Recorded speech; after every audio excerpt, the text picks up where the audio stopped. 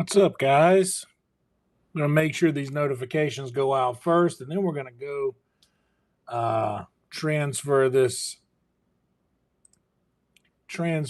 party to the kitchen.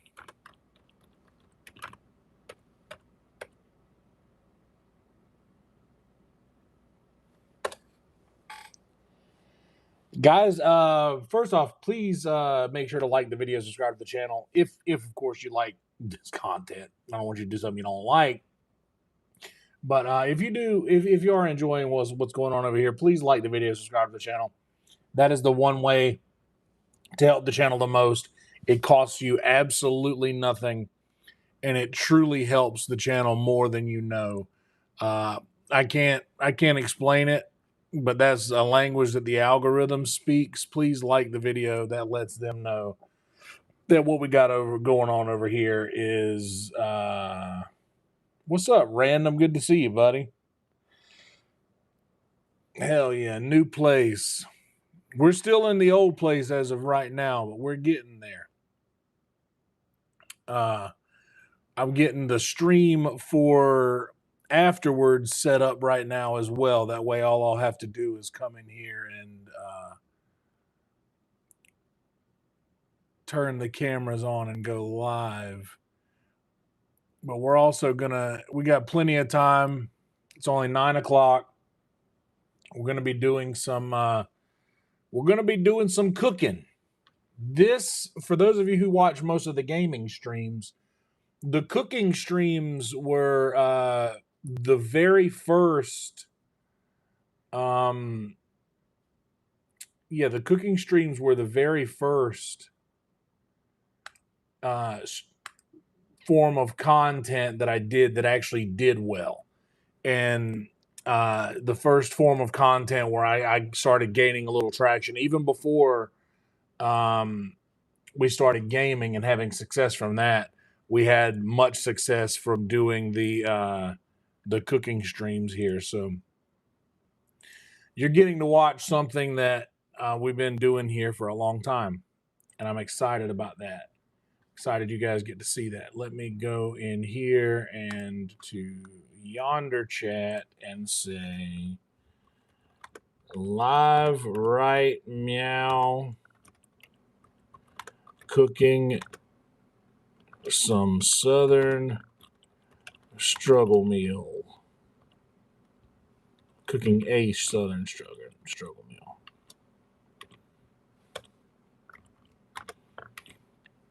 And we go at everyone. Enter send now. I know that notifies a lot of people. Sorry for the ad, everyone's. I'm just trying to drum up as many initial views as possible in this. So yeah, what's up, Roadkill? What's up, Random? What's up, Velvet? No cooking. It's not a cooking sim. We're actually going to cook. It's not a cooking simulator. We're going to move this. I've already got it set up in the kitchen right now. We're actually going to cook with heat and food. So I'm just getting everything set up here in the room right now because I want to make sure to get the gaming stream set up. I had to do thumbnail. No, you're good, Random. You're good. I wanted to get this all set up in here. That way, whenever I get done with that, I won't have access to my phone to make thumbnails and things. So I went ahead and got all of that done beforehand. But we're going to have a little word from our sponsors here. Oh, snap. Hell yeah, Jigglypuffed. Happy Mother's Day for 300 jewels. Awesome. Sweet. That's incredible. I don't know how the jewels work, but we've been getting a lot of those lately, and I'm stoked about that. Anyway, yeah, thank you guys so much. And a pinata, 480 jewels. Holy smokes. What's up, Record Crate? Hey, buddy, it's good to see you, man. You have been gifted memberships a few times for the channel by some of our live viewers. It's good to see you here. I've known Record Crate for years through YouTube. We got the MVP, Jason, in chat. All right. We got that. Now, you guys can hear me over here.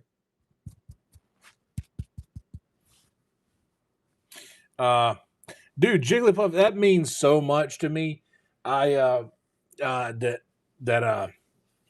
used to get so many comments of people saying, "Hey, I fell asleep and woke up in here," and that means so much to me because it's being trusted with. Hang tight, hold on.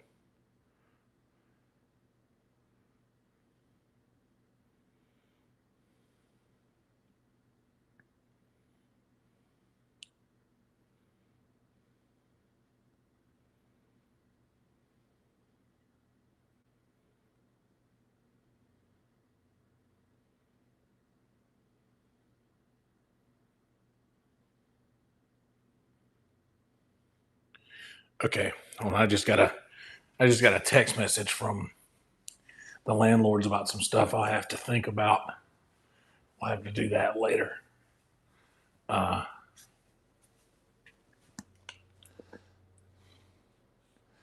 Moment of science for technology, indeed. So let's get y'all.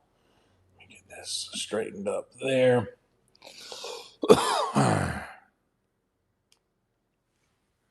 Get you guys plugged into some power source. That way we don't lose power. And I think let's bring you around here, actually.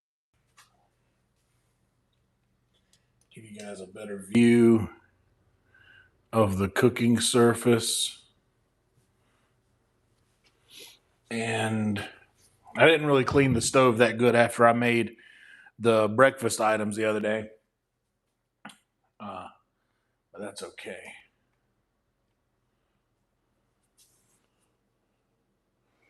So I guess first things first, let me get this stuff.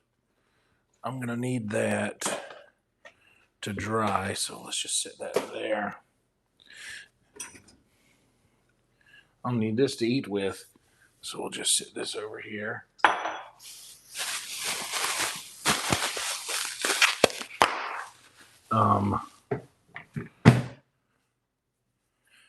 I got some things out of the dishwasher here so that I can put what's in the sink in the dishwasher.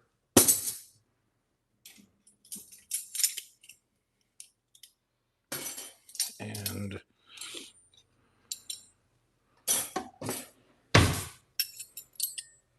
I'll end up needing those two forks.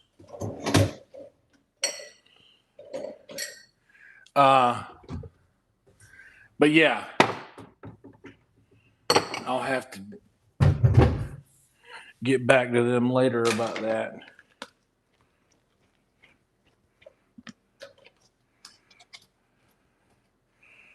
I got some little Tupperware containers. We're gonna basically, so here's what I'm gonna do. We're gonna cook, and I've got about, let's see, I spent $9, less than $10 on the chicken, less than, I think, $5 for this. I think this was $5 for this big thing of smoked sausage. We're not going to use all of that. Thing of onions is like $3. And we got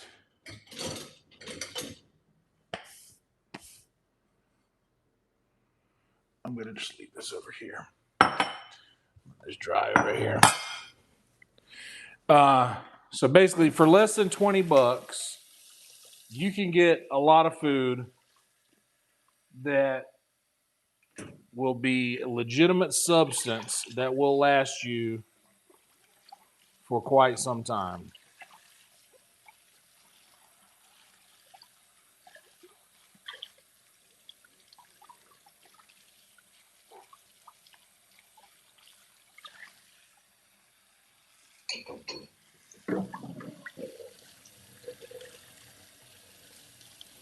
Uh,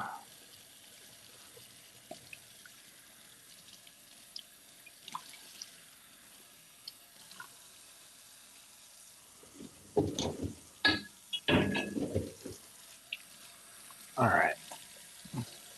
Hold on a second. I'm sorry. This message I just got is landlord asking if we could be available to show the house, to have some people come through for showings, and it's kind of robbing my brain of any other thought right now.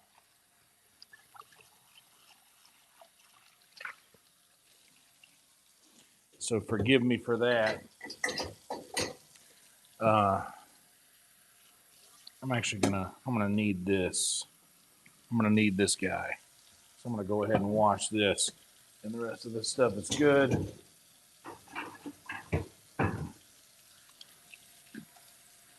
And I'll be able to get a chat going so I can respond to you guys.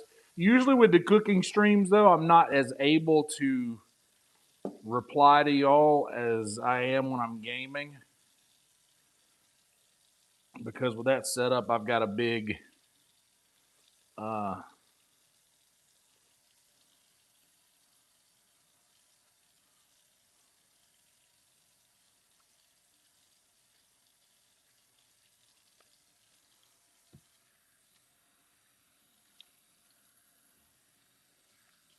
I got a big screen with everything on it, like the chat's up there all huge.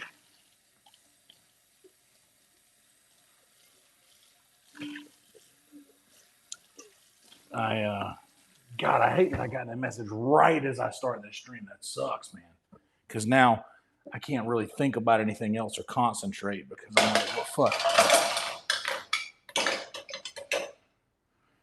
If they want to show the house, like I get that, but the house isn't like ready to be shown. You know,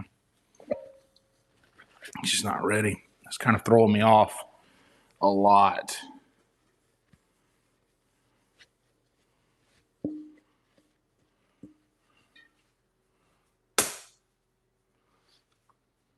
All right. So another thing that we're going to need to do is I'm going to need to get my cast iron seasoned. Yeah, that's what I'm saying. It's 9 o'clock. What's up, Satchel? What's up, Rev? I'm definitely having to move. I've already established that we got to move.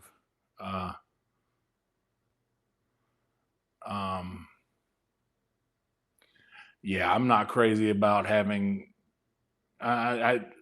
Sausage is good how it is. I don't need peppers in there. All right, these I will need. Let me get. What do I want to season the skillet with? You know what? Let's just go simple. Season it with old vegetable oil. I don't do as I do. Do as I say do. Don't. Whenever you finish with your cast iron skillet, I mean, I guess it doesn't really matter because this is what I do.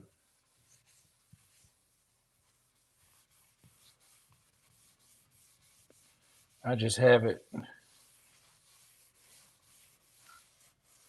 I just have it seasoned whenever or season it before I cook in it. But you need to have it seasoned. It'd probably be best if after I dry it out completely to like season it and put it away. But for the cast iron, I just leave it on the stove top. And when I'm ready to cook, I will season it.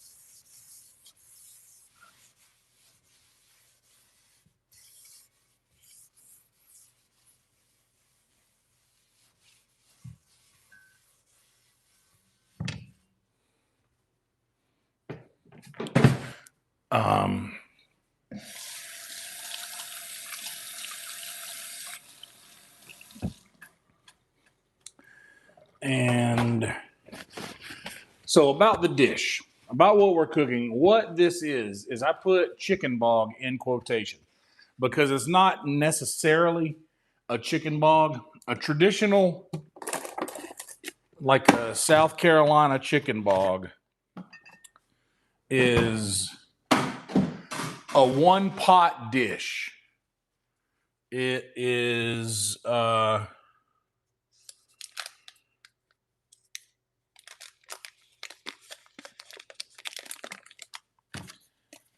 literally, you put like a whole chicken into a pot and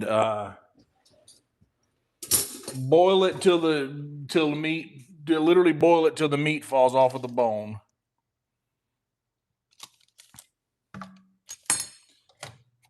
Get some heat going on that. You boil it till the meat falls off of the bone. And then you also, in that same water, you'll chop up all your smoked sausage and whatnot and have that all in the same bowl. I am leaving a trail of cornstarch all over the place over here.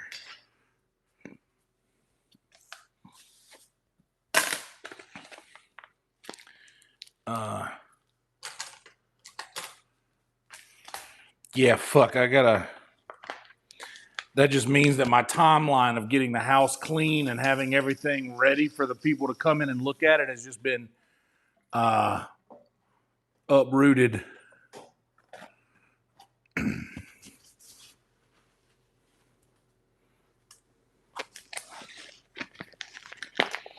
All right, this is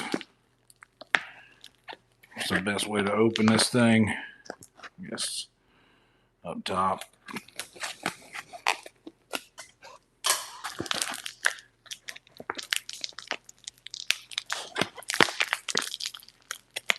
Really? This ain't, I didn't get to the,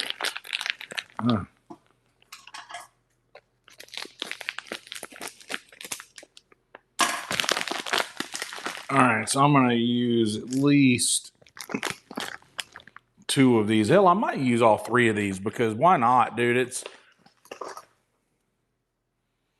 This is going to be a good dish.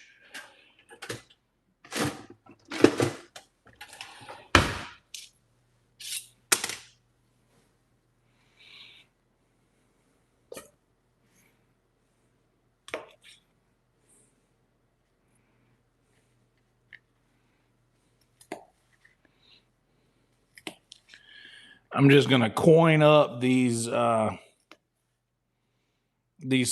But the way that I'm doing it, a little bit different from the traditional way.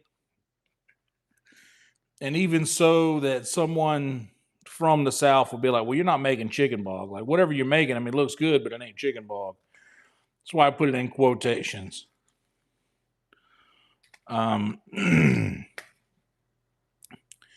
Because, like I said, the traditional chicken bog, one pot. You only use one pot to do it. I'm using multiple, and I'm doing it instead of just pouring a bag of rice in way too much water for that rice and doing it like that. I am making my rice in the rice cooker so that it is an appropriate amount, so that the rice comes out cooked nice and it's not like a big soup. I don't want it to be like a soupy dish. All right, let me get one more of these chopped.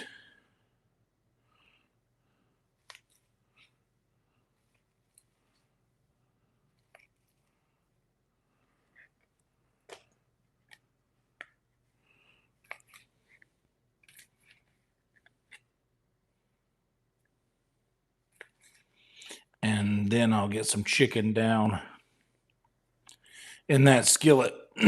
So, like I said, how mine is different in many ways is not by ingredients, but just how I cook it. I'm using the same exact ingredients that go in this dish. I'm just kind of deconstructing the prep and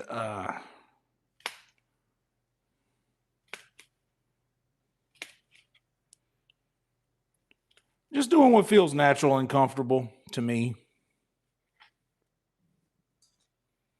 Cooking this how it feels right.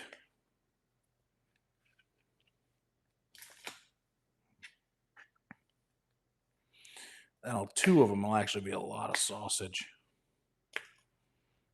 But, I mean, maybe we'll see.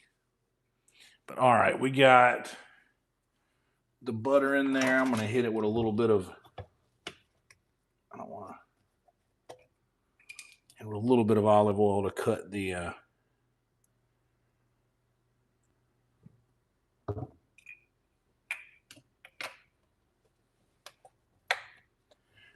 potential.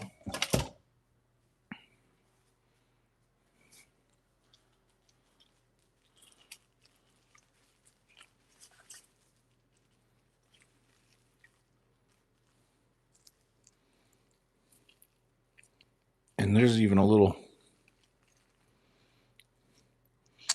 ice still on this chicken here, but it's okay. There's a little ice in there, but that's all right. I'm not worried too much about it. It's probably not going to be ideal, but what can you do? I need to cook.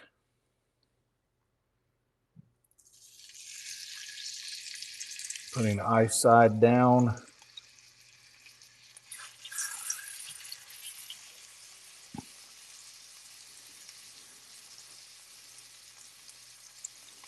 Because what's the worst that's going to happen? All that moisture will cook out. And what I'm going to do is instead of letting this cook all by itself and then come off the bone, I am making this like I would just make any, you see, just putting them out like that, like I would do if I were doing normal chicken thighs.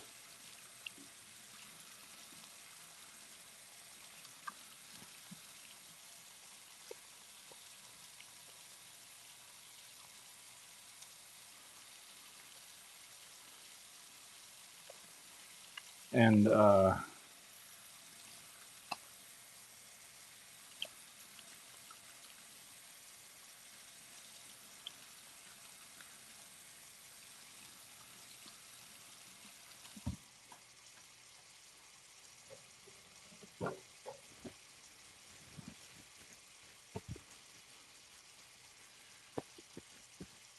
need to get another pan here. Sprinkling some more cornstarch all over the place. I think I'm going to use that guy. I might transfer it into a bigger pan later, but I'm probably going to need both of these. I'm going to get them both out.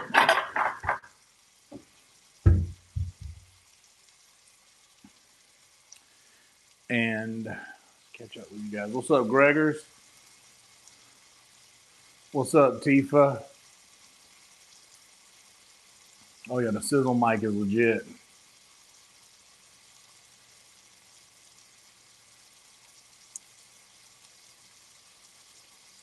Hell yeah, you got broth. Gotta have the broth.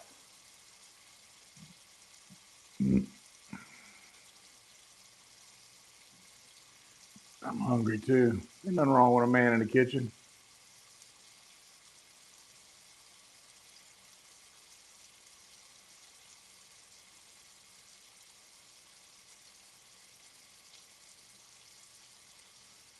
Hell yeah, Major Maya. Hell yeah, Sweeney. Good to see you. Everybody in the club. Oh snap. Uh, I got I got a decent skill set in the kitchen. It's very specific to it's very specific to oh, there's a receipt down here.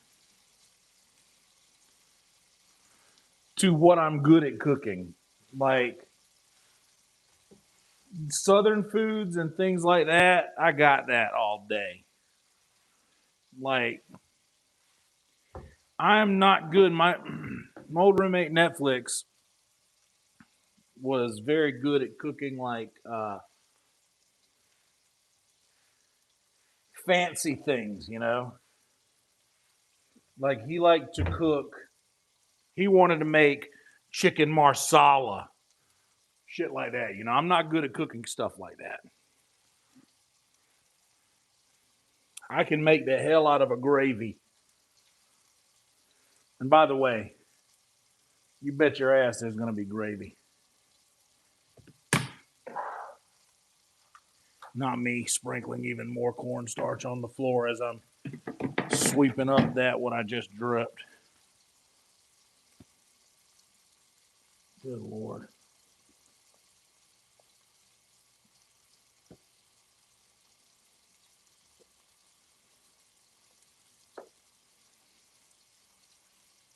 This is a problem. I got to figure out a better way to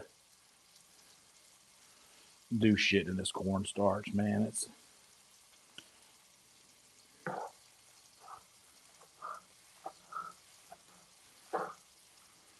why my house was always covered in dust growing up because my Aunt Marie used it. A lot of other people in my family did too. I'm not gonna over season this chicken just yet.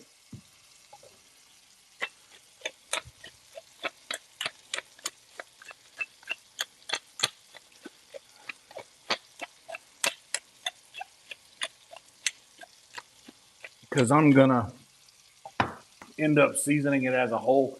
I'm gonna end up shredding all of this chicken apart. So it'll be shredded. I'm gonna shred it right in the pan once I get it cooked and keep that all to the side. Let me get a little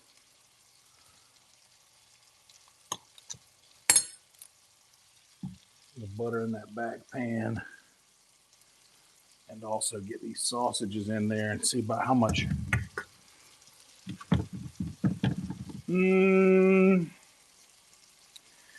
Two sausages almost fill that sucker up.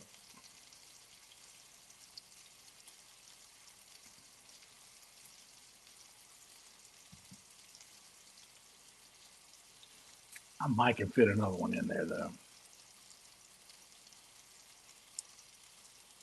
Yeah. I'm gonna do it. There's no need in keeping it because I gotta. What am I gonna do?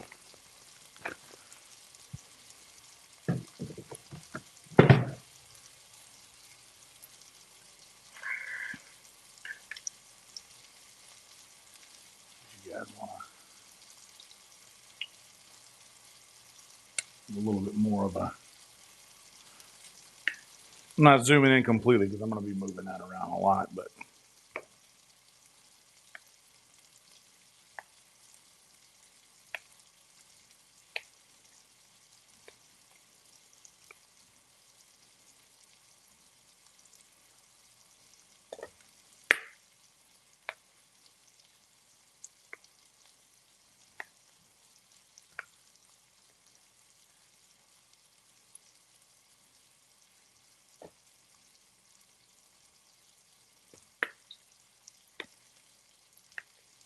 I don't know why I'm always committed to using this itty bitty cutting board here.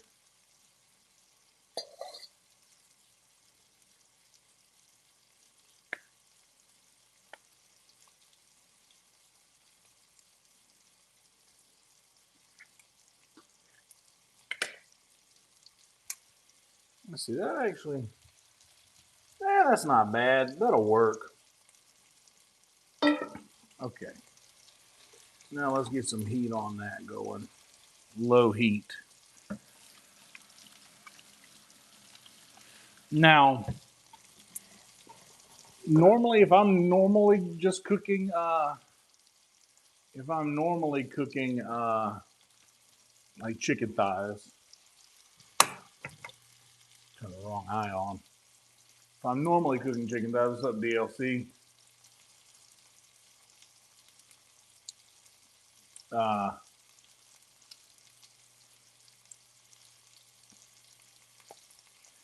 I am I'm gonna get some onions chopped as well. Speaking of this cup, I need to get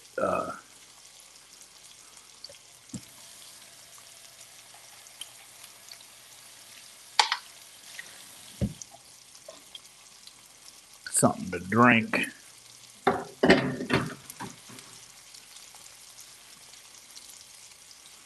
Let's go with our. By the way, this could be one of the last cooking streams we get from this kitchen. Just a heads up.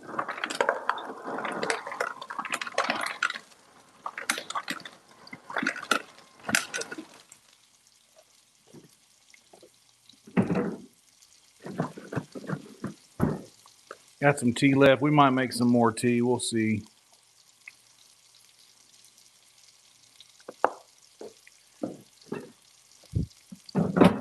And I know you guys love the sizzle mic. That's why I keep a sizzle mic over here where y'all can hear that. Let's see.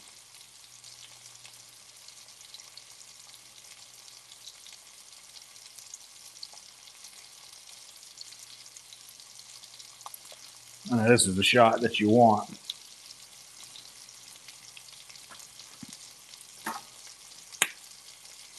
So,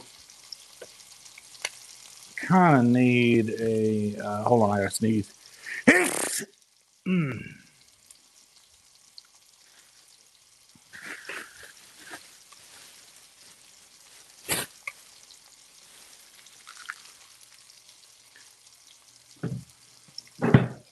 Now, moving the chicken around a little bit. It's not ready.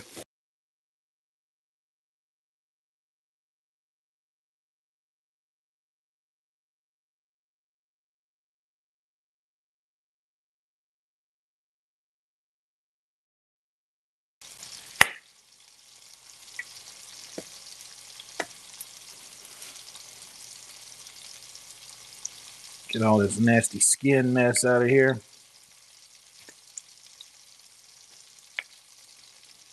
Little trash bag. You always need a little trash bag over here.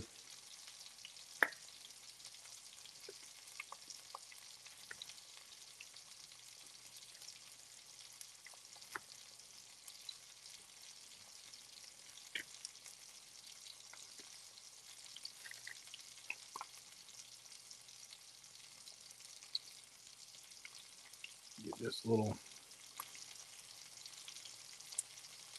Man, I thought it was going to come right on out. There it is. That guy out of there.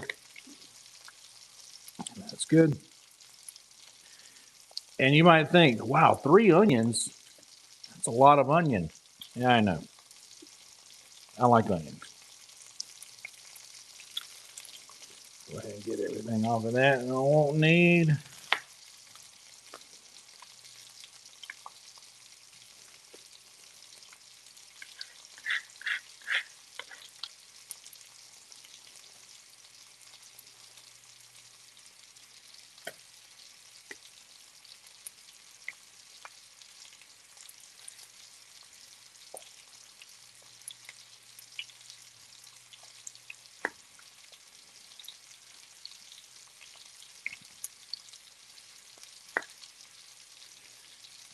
All that other stuff can get comfortable with the heat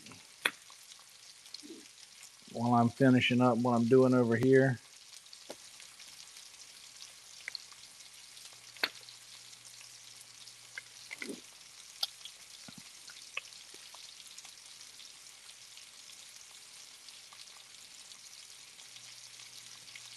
cut this tip off.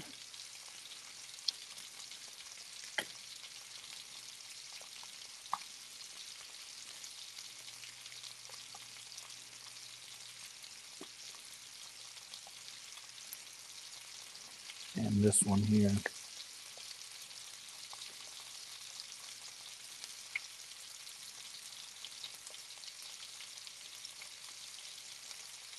Yep. And it doesn't matter if I'm losing a little bit of these onions because, well, I got 3 of them.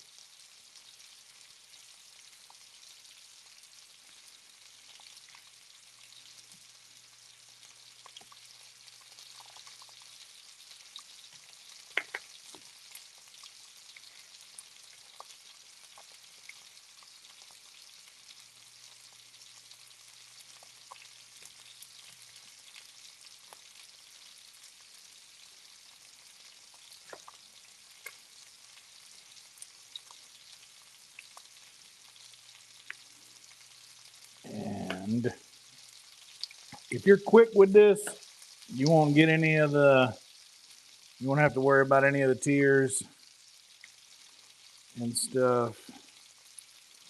And I'm just calling that outer layer a loss because I don't feel like trying to get the skin to perfectly peel off.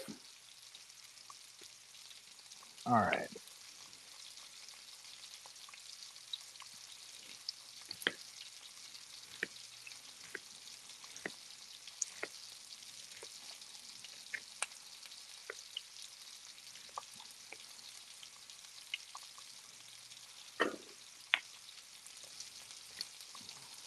And oh, there goes the tears.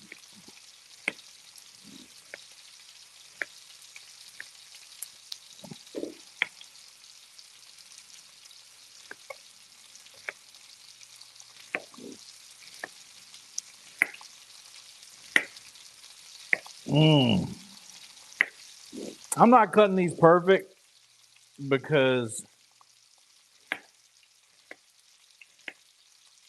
they're going to get cooked down to like pretty much nothing, pretty much like transparent.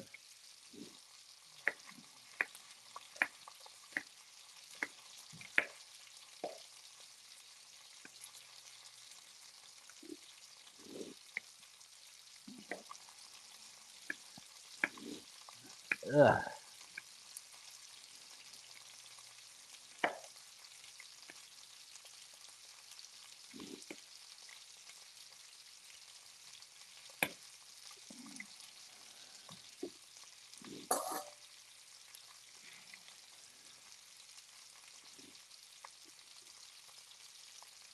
Okay.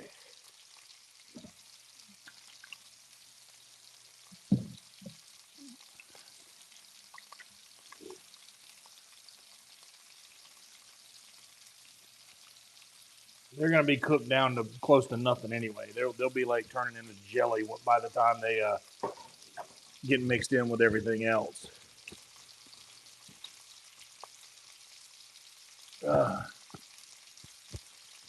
Good Lord.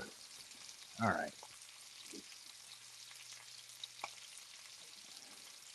Ooh. Okay. Now, let's see how much of a mess we can make here. Pretty big mess. Pretty big mess, turns out. Oh, you know what? We're just going to have to do this. I don't have a choice.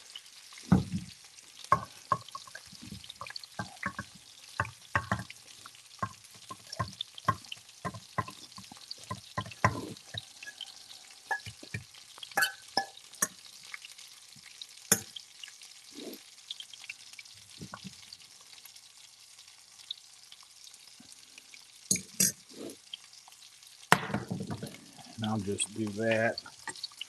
Well, that's not bad. We get a little bit of flavor on the bottom of that pan for some onions.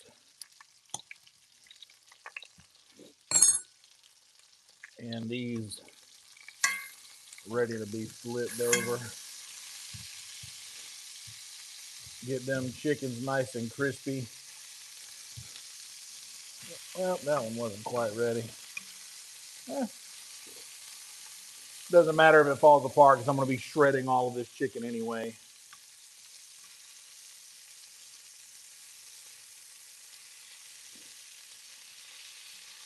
Try to keep everything towards the hot spot in the center of this skillet. There we go.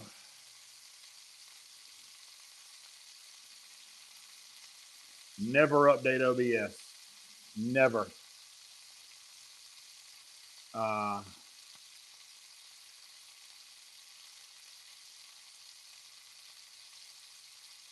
Yeah, never update OBS for sure.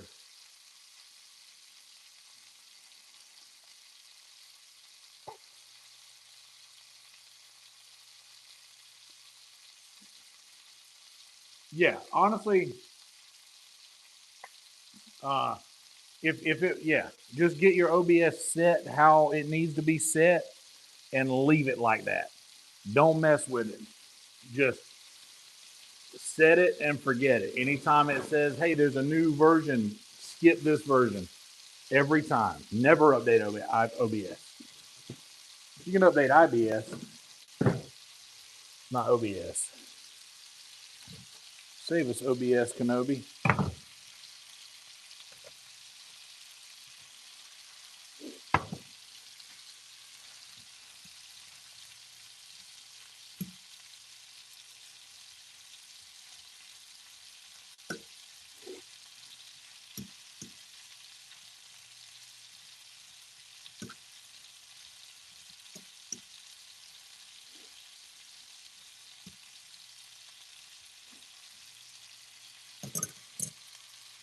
And all the onions.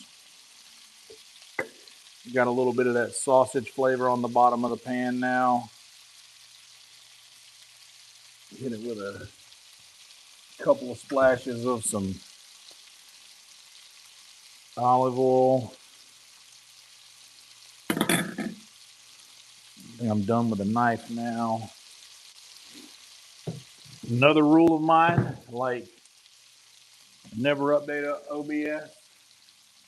Wash your dishes as you go. Yeah, just wash as you go. It helps.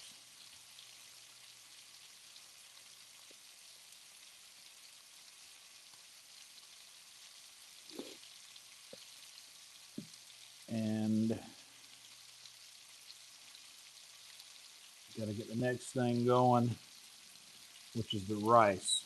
That's going to take a bit.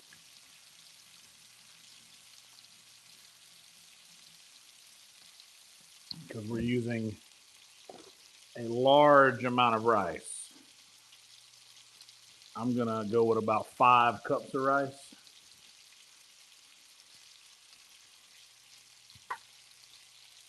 Take care of your blade.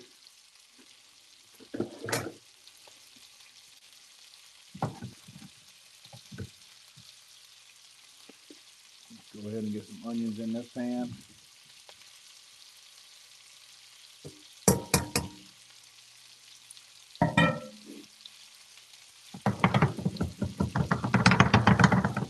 That'll work. Get everything coated in that oil all around. And this will make a mess, but you're going to clean your stove after, so it don't matter.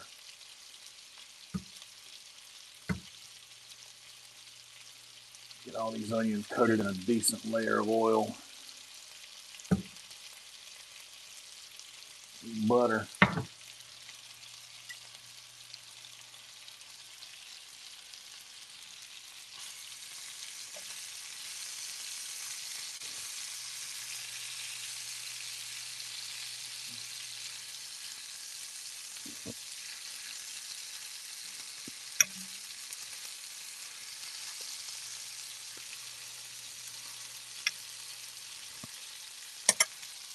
So what this is going to be, I got about 4 chicken thighs left. Let's see how much rice I got left in this bag here.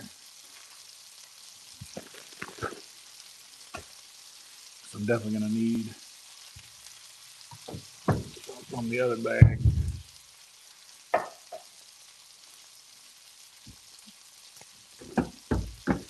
Rice cooker's your best friend. I love a rice cooker. Big fan of the rice cooker.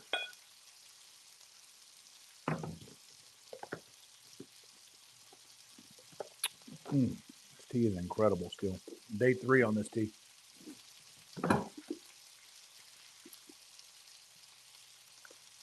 Usually tea doesn't last that long in my house. But if you guys notice, when I make my tea, I put a little pinch of baking soda in with it.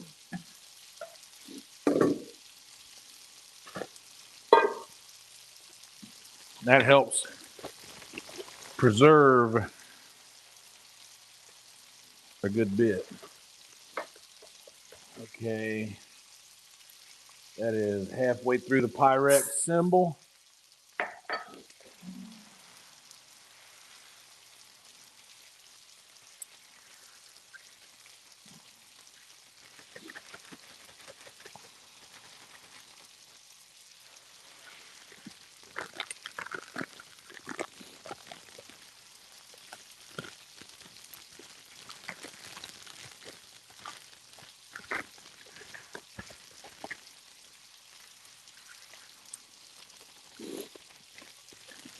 Get all that out.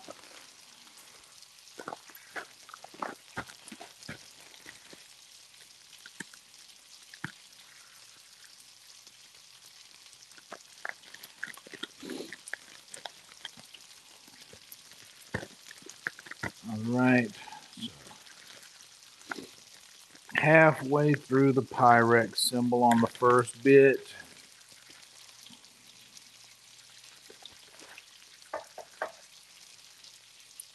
Just under the Pyrex symbol on the second bit.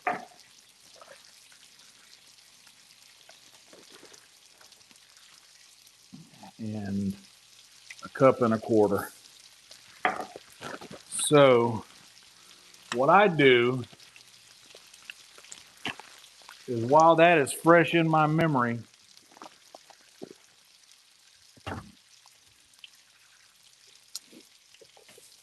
of how much rice I got,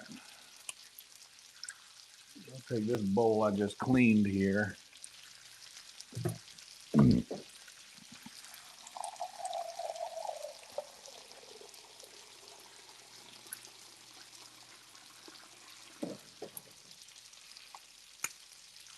cup and a quarter.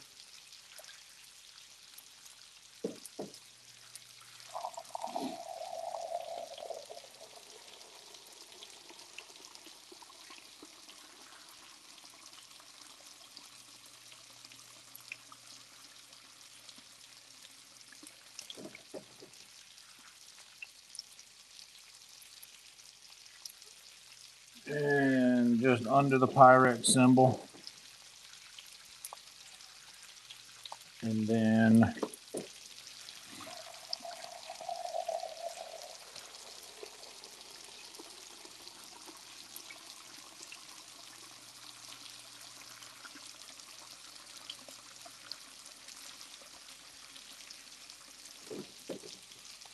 about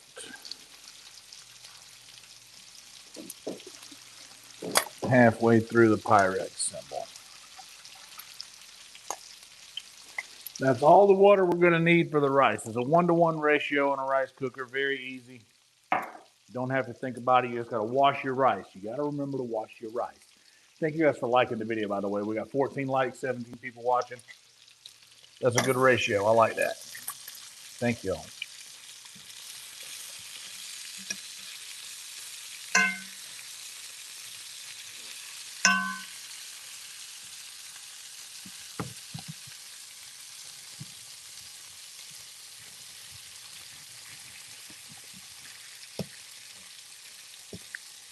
All right.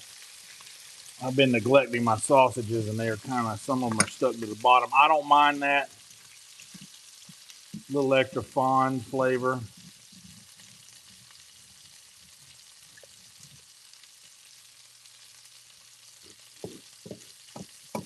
And plus, getting most of my prep work done. Most of it's done now.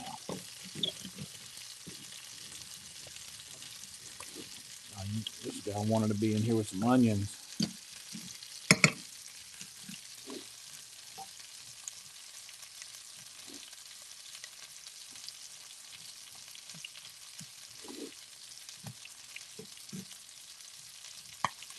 These onions are kind of doing their thing here.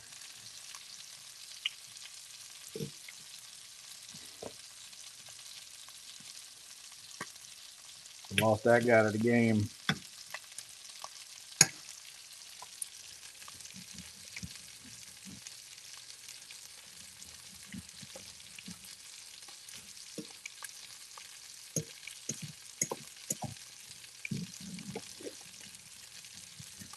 There we go.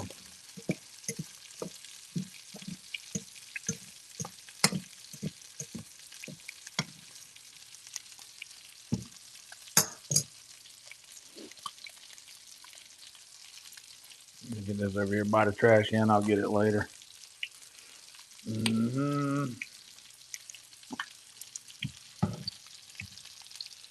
All right.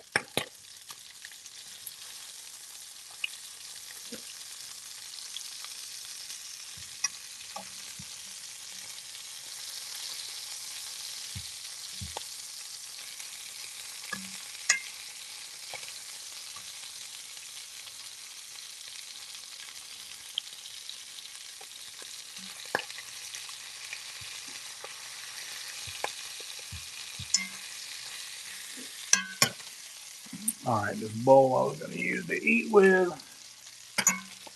Go back here.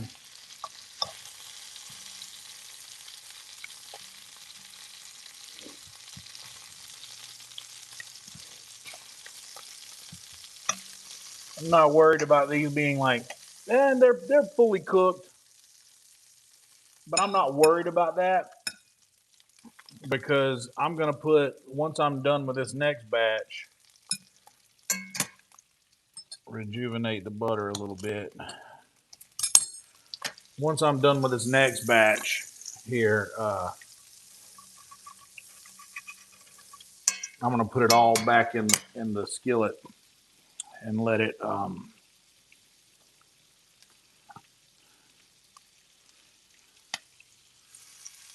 put it all back in the skillet so that it can be shredded. I'm going to just peel it all apart.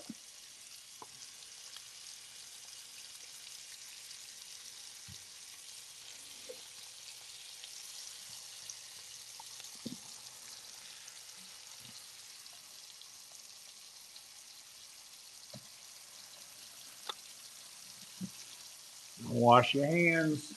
Wash your hands. What's up, Brian?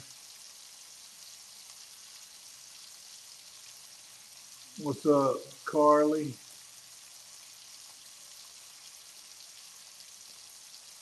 Weevils are in the rice. Sometimes weevils get in your rice. You don't like that. You got to wash your rice to make sure you get all that crap out of it. They're not harmful. Like they're literally, they can be cooked in the rice and ate. They're not a little extra protein in there. But visually, you don't want that. You don't like that. I don't like that. But I have had some rice that sat in the pantry for a little too long.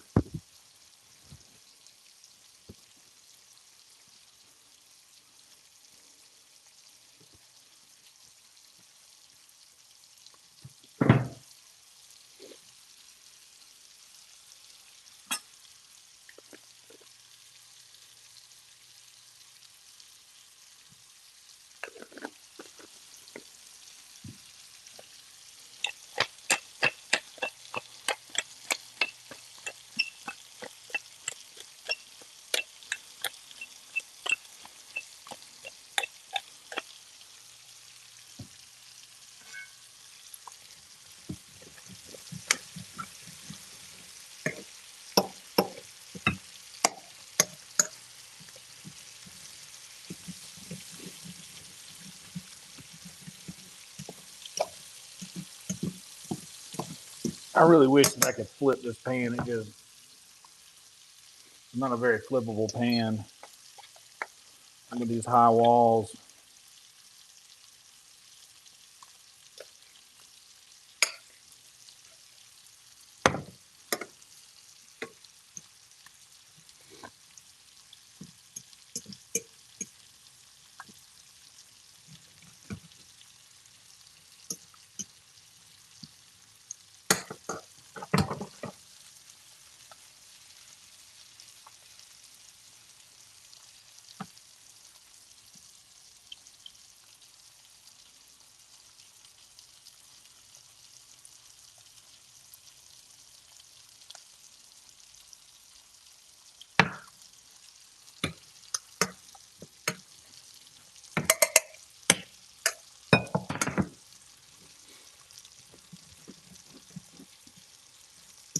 You know what would probably help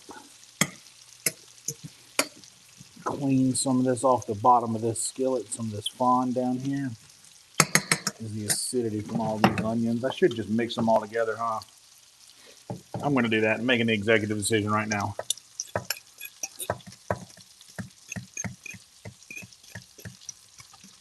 All these onions are also going in here with the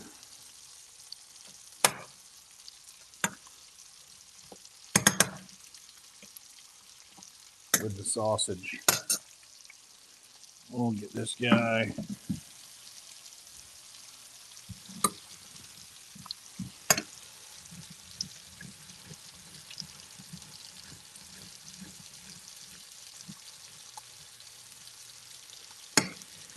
I have a little bit less chicken than I usually have.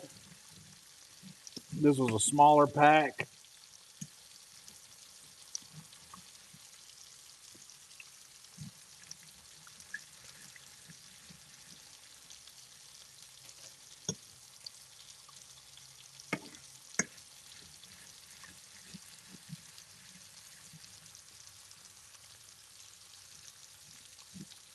But I up the amount of sausage and onion that's going in here to accommodate for the shortage of the chicken.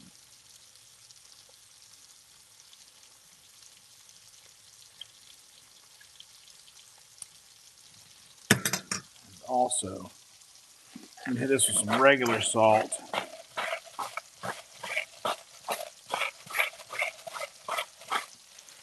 Just enough. And some pepper.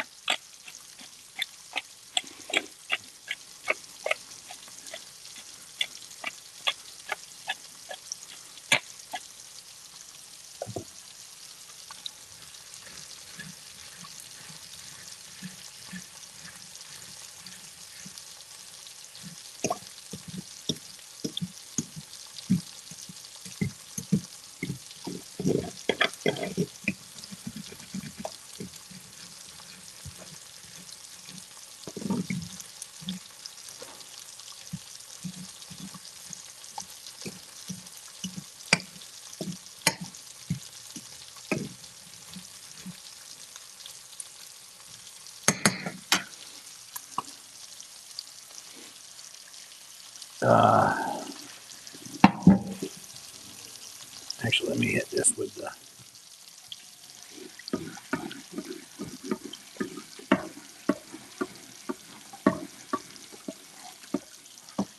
Hit it with that first. Like I said, guys, and when the gaming streams happen, I'll be able to respond to your chat a little more on these. There's a lot going on, and I'm not able to pay attention to it like I normally can. But I appreciate all you being here. Please like the video. Please subscribe to the channel if you haven't yet.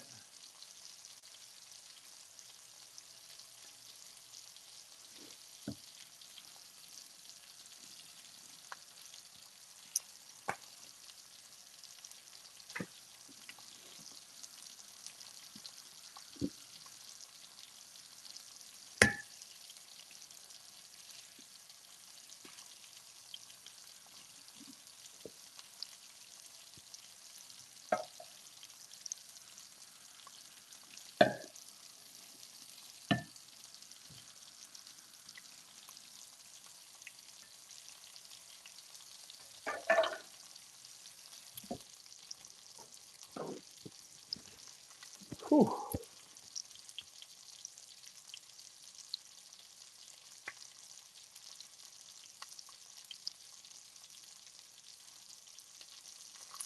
Hell yeah, you got to use the grinders. You got to use the salt and pepper grinders.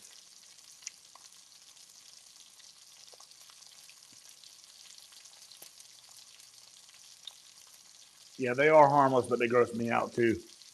What's up, Mom?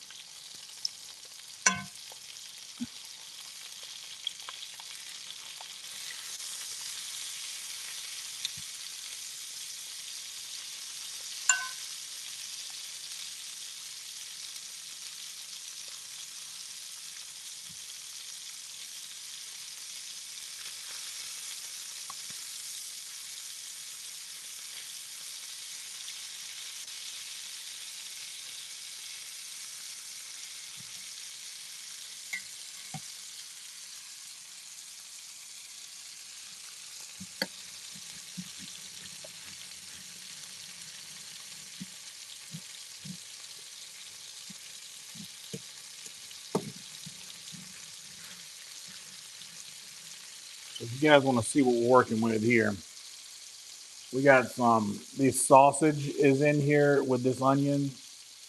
These onions and these sausages are going to like slowly caramelize together in their own flavor. And they're going to make their own thing happen in here. And just as I suspected, this fond that was stuck on the bottom of the pan from these sausages, the acidity from the onions is helping to pull that up into the flavor. I'm actually going to pull the heat back a little bit on that because I don't really need all of this, and I still haven't even gotten the rice started yet, and we got gravy to make. So all of this is going to be getting done at different times, kind of. So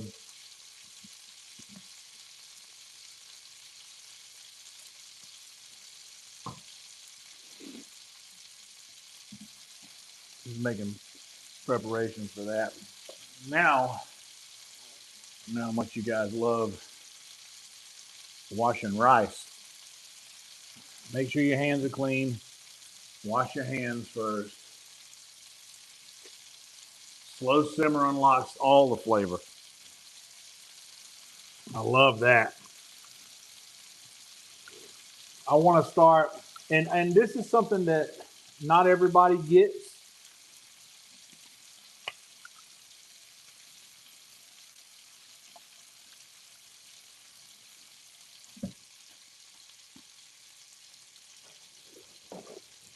Um,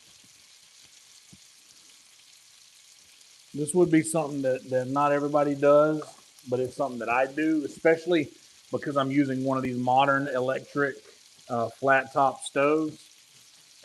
And to be honest, I think those are the most common type of stove that most people are going to be cooking on these days. Um, when you're doing that, it's very important that you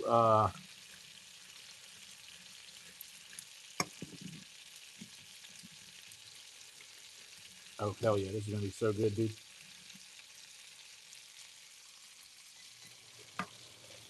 Sorry to introduce the fan at this point, but it's necessary.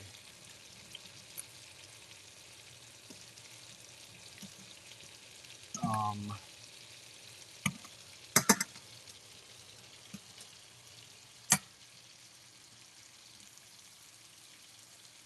it's I never like to cook more than 50%. So you're gonna put your rice in here. I know you can't really see it, but it's fine. You you get the point. Put your rice in here. Your hands are clean, so just get on in there with your hand and just kind of stir it around like that, like you see.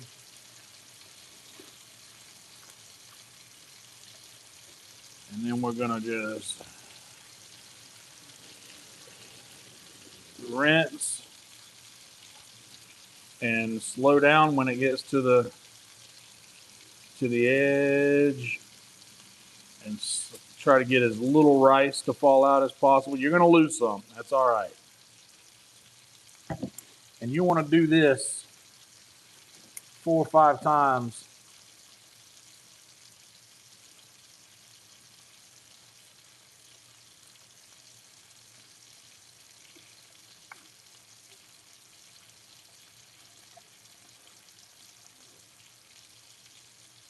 Do this 4 or 5 times. See how milky that water is there? That's what you want to get. That's what you want to get rid of. You want to be able to easily see the rice.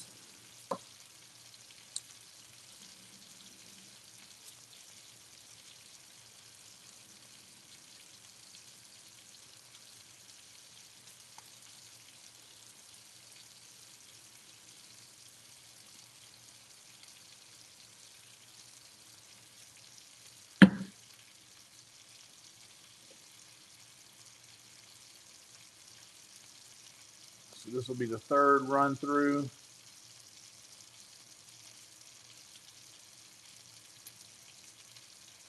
When you're doing 5 cups of rice, it'll take a little bit longer maybe, because you can still not see the rice through that cloudy water that's in there.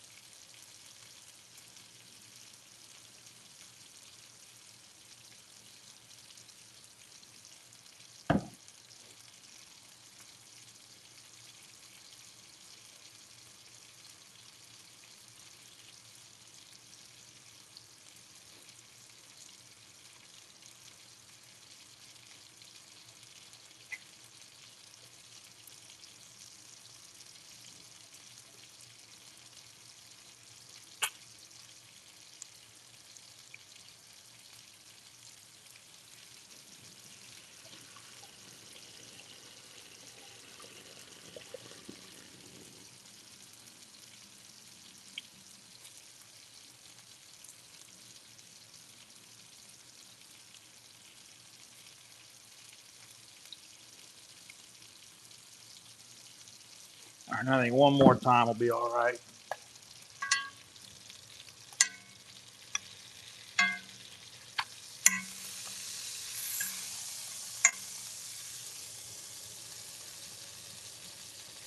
Oh, hell yeah, dude. This is going to be so good, bro.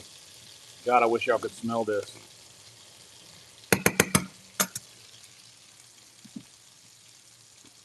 And now, as you see, we can see the rice under the water, you see.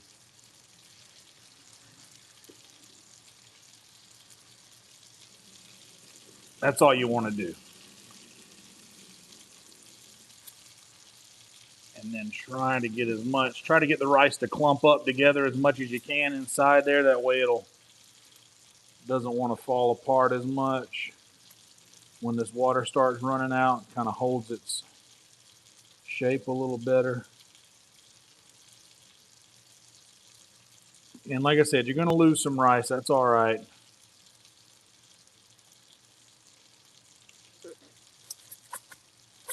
Okay.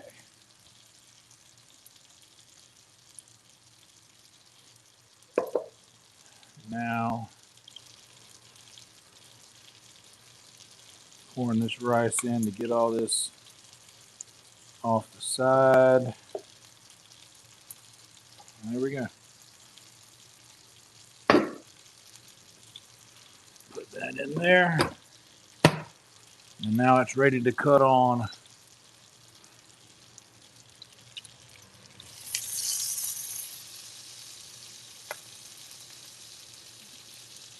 Hell yeah, Brian, that sounds good. A little chicken Alfredo never hurt anybody.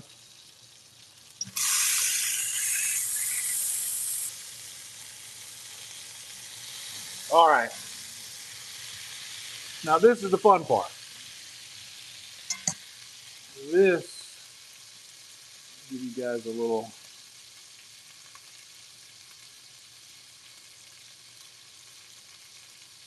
There you go.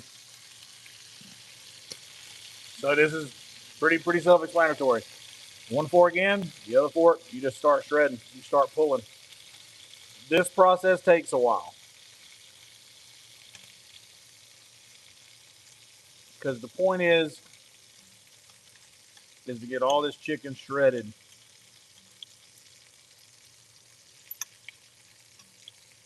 That takes a small amount of chicken and multiplies it by having chicken flavor in every bite. That is where the budget part of this dish comes in. Not only do these ingredients cost less than $20, but also you're going to maximize the amount of flavor that you get in every bite by ensuring that there will be some chicken in every bite. Even though we're using a very small amount of chicken, this is the way to maximize that flavor. And I'm just making it, just shredding it apart. String it up like that. You see how it's working here? See how it's just looking like pulled pork almost? Stringy. That's what I want. That's what I'm looking for. In your regular chicken bog, it's not going to be like this. You're going to get like pieces of chicken in that.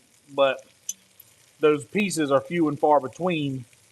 You mostly get just rice, and every now and again a piece of sausage, onion, or a piece of chicken, you know.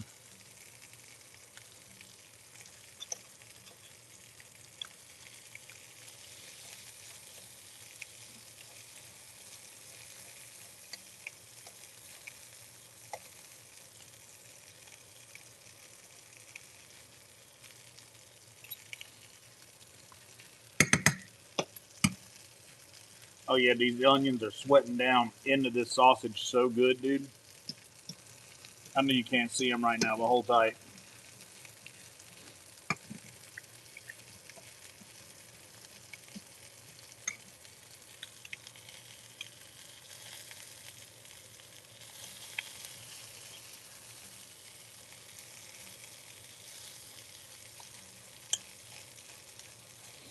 And see, it doesn't even matter if on the inside, if it's not fully cooked yet, because now you're getting the uncooked part closer to the heat.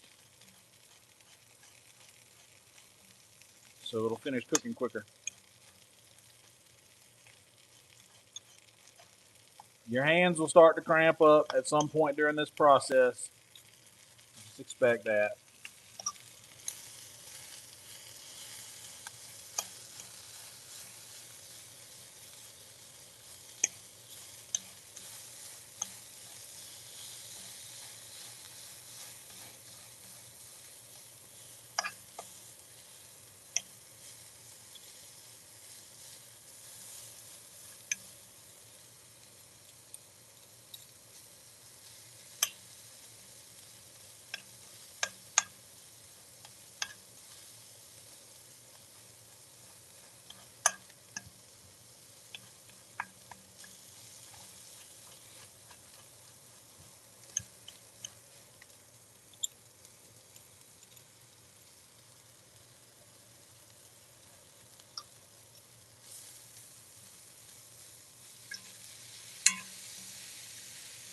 That's a good piece of, a good bit of chicken there. And I'll start bringing back this other chicken. Start getting it shredded up.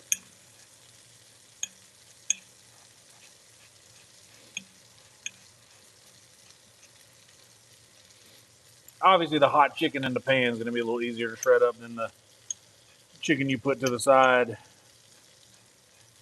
to start with. Just because it's hot, it'll come apart better.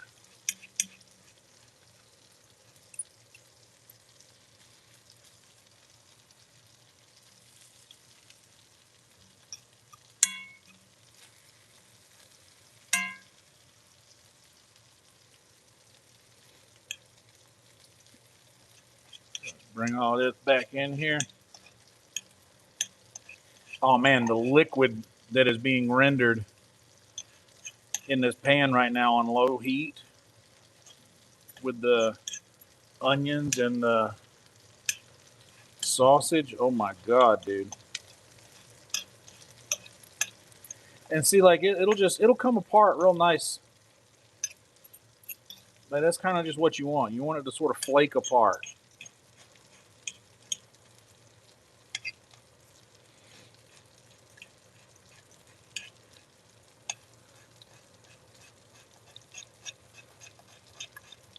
And many people are like, "Oh no, you're scraping up metal from the bottom of the pan using those metal forks." This is not Teflon. This ain't no non-stick. This is cast iron. There ain't a fork in this world that's strong enough to penetrate this iron on this skillet. If anything gets scraped up in it, it's what I want scraped up in it, which is flavor from what I was just cooking.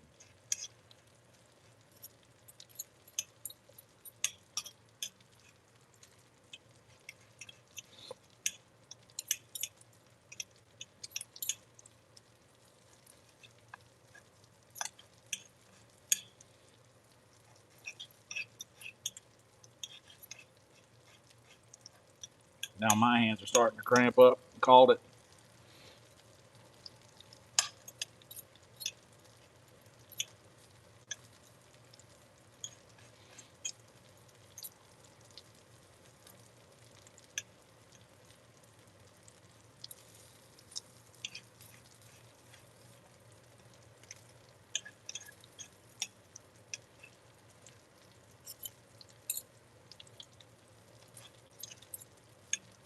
When you're doing this part, every now and again you'll be like, "That's a big piece," and be like, "Okay, well I just leave myself a little.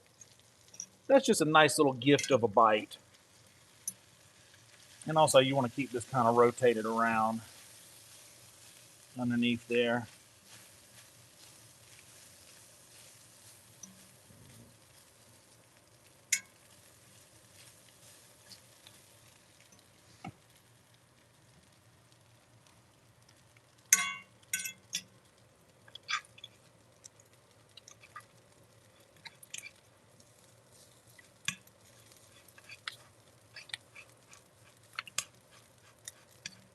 And I hear a lot of your thoughts. There's got to be an easier way to do that. Sure, there is. This is how I do it. This is how I've always done it. And this is just a guaranteed way for me to get the exact consistency that I want from this chicken.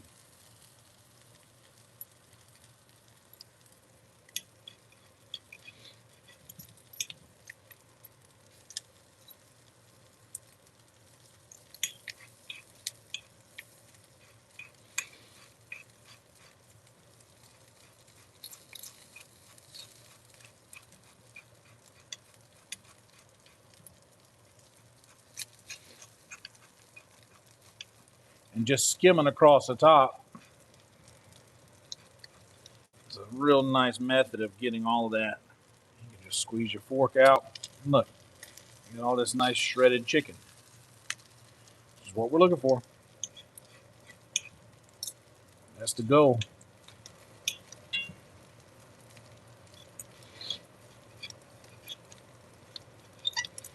And now all of this is on the bottom of this skillet. That's what I want for my gravy.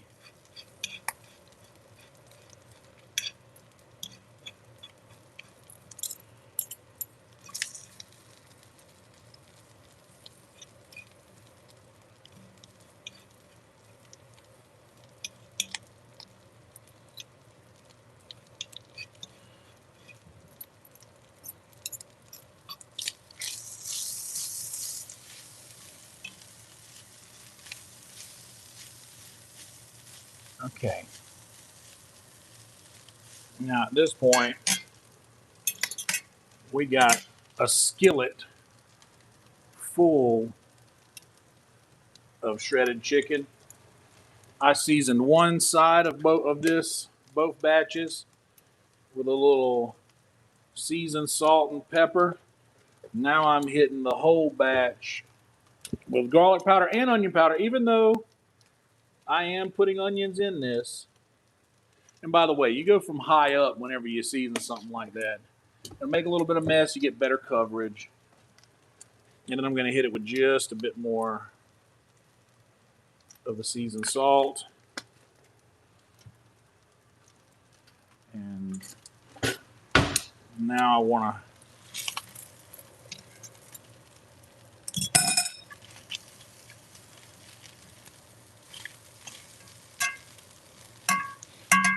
get that in there. And there we go, back to reality.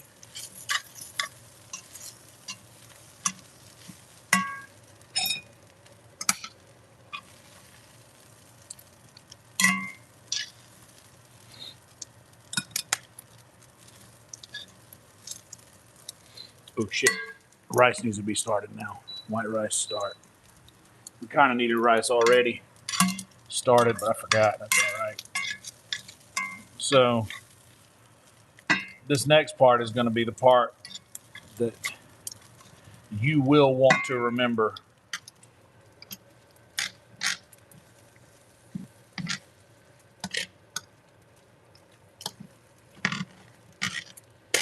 Oh man, these onions are turned into jelly already, bound to these sausages. Holy smokes! Wait until I show you these guys.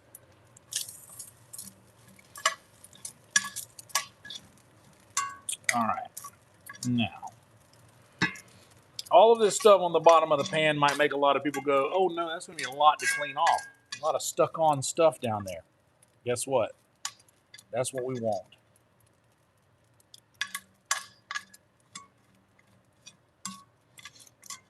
That is exactly what I am looking for right there. All those little chicken pieces there. Now, we don't have time to dilly-dally here. This is where it's time to work quick. Knob of butter in there.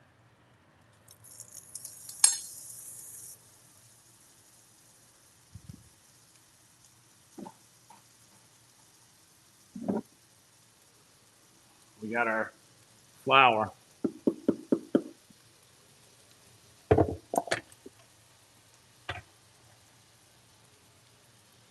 Make sure that butter in there gets melted good. I'm dropping the heat even more on these sausages.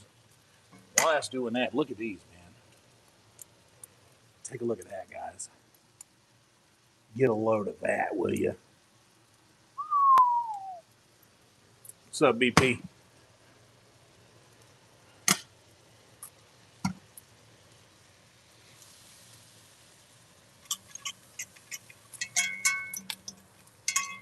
Honestly, we're making a gravy. We're doing more butter than that.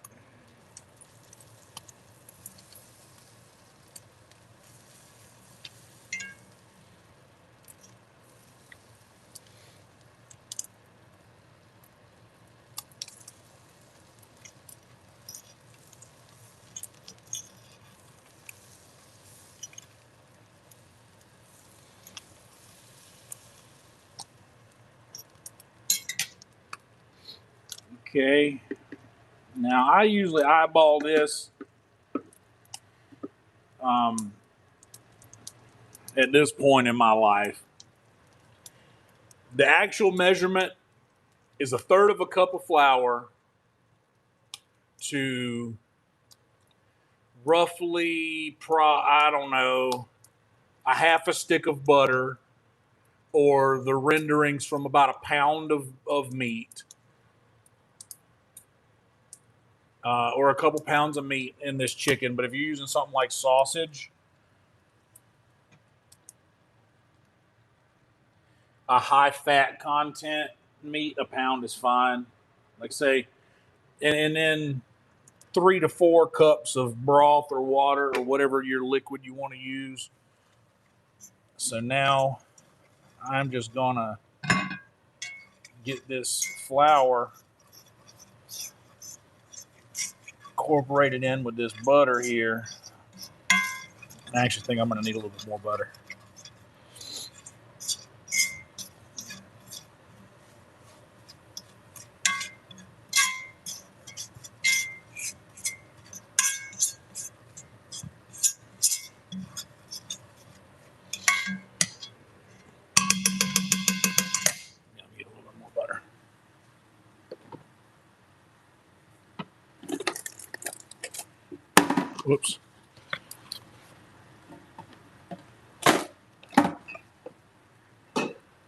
So really, I mean, half a stick of butter. I would say if you want to just be safe, this is going to sound crazy, use a whole stick of butter.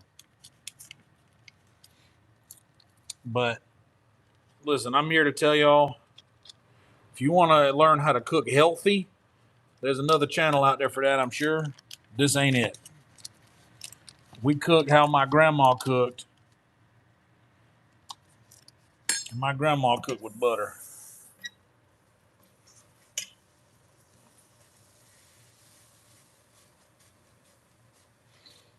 And it don't take long. In fact, this flour's already got the flour taste cooked out of it. That's really all you need to do at this point right here. And the chicken and everything was seasoned, but you better believe we are also going to be seasoning this. And this all gets the same treatment that the rest of it does. We hit it with a little seasoned salt, black pepper,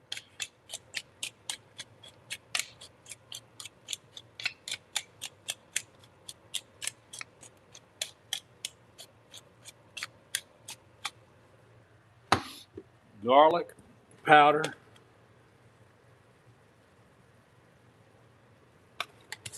onion powder.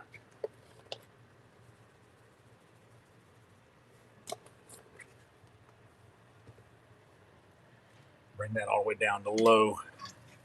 And I mix all the seasonings in. Here's the trick. The true trick to gravy happens before you actually start making. We're kind of making it now, but the real trick is to just incorporate your fat with your flour. And I'm not really working hard to scrape off anything off the bottom of the pan just yet. That'll come off in time. What I'm looking for is that nice, you see the nice browning that we got here? Actually, let me just, well, yeah, this will be all right. See that nice browning that we got there? It's just kind of looks like a nice dark color. That's what I want. I want to see no white at all from that flour that's in there.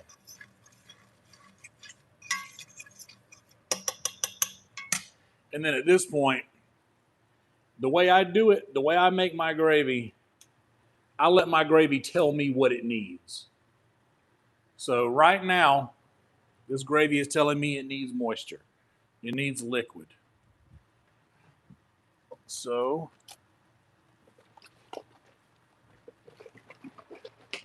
what liquid do we use for our gravy? I'm a chicken broth guy. I like using chicken broth for gravy. I prefer, some people like to use beef. Some people just like to use regular water. You can use any liquid really to make your gravy. But for me, I'm going broth. Now be prepared for this. Be prepared for this because it will steam up on you. So just step back a little bit. Get it out there. You'll get one big at the beginning. And I had about 2/3 of that box just now. That one big puff of smoke, and then it dissipates, and everything else is back to normal and fine.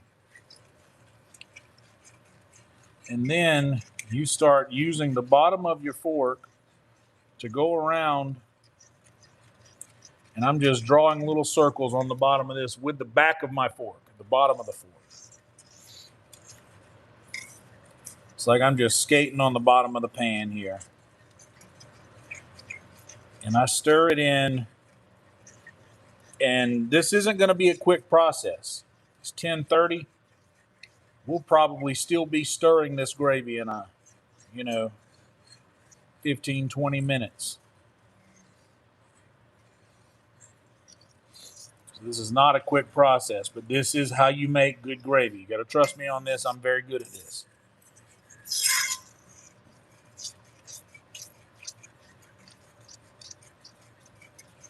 Because you can already see, look at that nice dark color. Zoom in on it. Can you zoom in on YouTube? Forget if you can do that or not.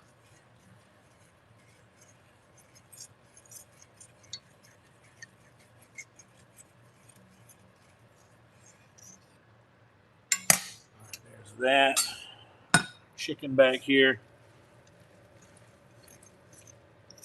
My Lord, y'all.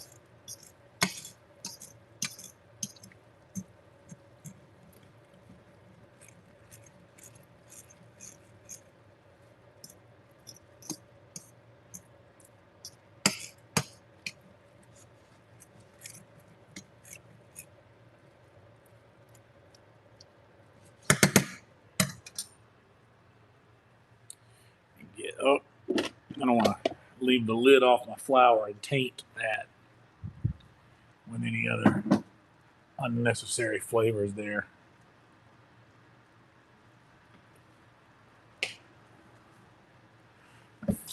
Okay. Okay.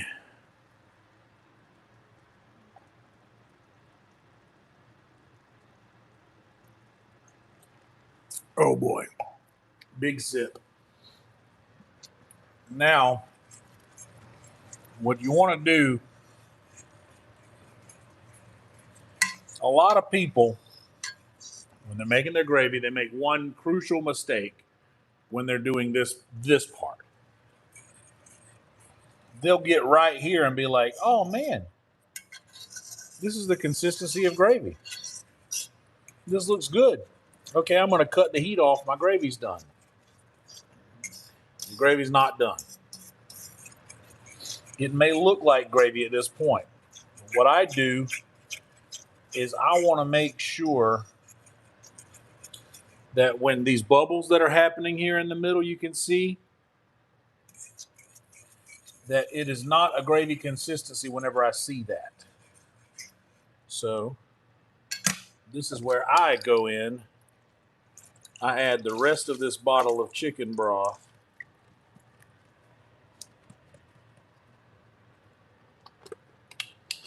And I always keep extra broth. I got another box of this because we may need more than 4 cups. But the general recipe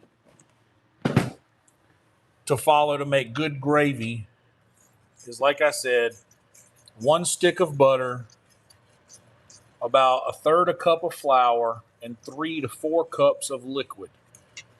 Extra points if you make your gravy with drippings from some protein. Any protein works. If it's a high yielding protein like sausage, like pork, bacon, something like that, you'll need to listen to it. You'll need to add flour until it gets to that nice crumbly consistency that we got to earlier. I'm going to go have a word from our sponsors. I'm going to leave you guys out here to watch that, but I'm taking you with me so I can catch back up on the chat for a second.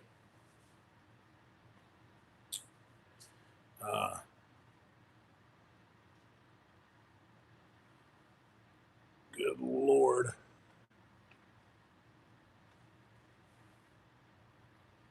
Oh, yeah, no truffles in here, Panic. Oh, shit, I got to grind up something. Damn it. Wasn't expecting that. My little kitchen is going to be looking different soon. What's up, Kit?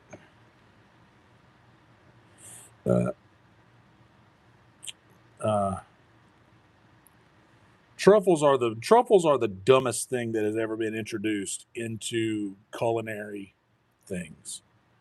It just makes no sense. It's like somebody was like, "Hey, how can we make this dish that cost $10 cost $50?" It makes no sense to me. I will never understand the introduction of truffle And everybody's like, oh, well, it adds a blah, blah, blah. Yeah, yeah, okay. Oh, well, you just have an unrefined palate. Okay. Yeah, you're right. I do. I don't need that. All right, I'm seeing that. You guys are seeing that bubbling right there in the middle. At this point, you would want to stir, give that a stir, but since I'm not standing there, not really able to stir it right now, it'll be all right. But like I said, don't do as I do. Do as I say do. When it's doing that, stir it and keep stirring it. But I'm not too worried about this. I'm not making this for a Michelin star restaurant. I'm making this for my kitchen to my specifications, the way that I like for things to taste.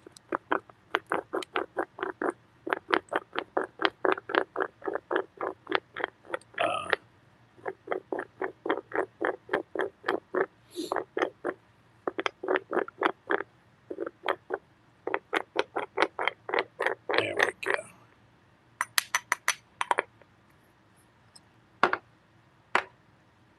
It took me that long. I wasn't supposed to be in here this long. That's all right.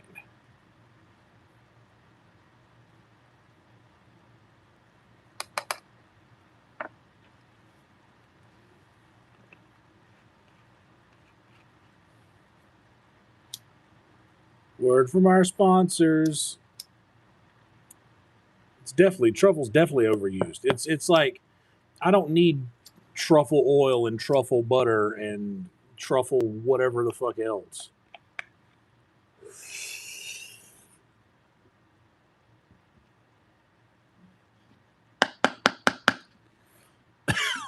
Oh man, I believe the chicken BOG is more of an ancestor. Damn, that thing I pulled in my chest yesterday still hurts. All right.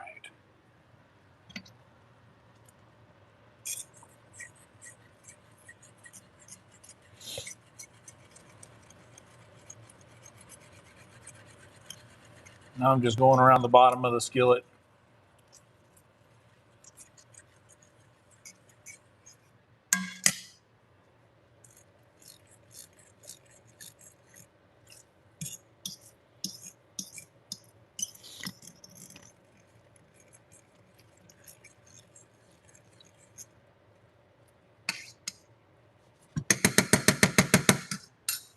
That is going to be so good.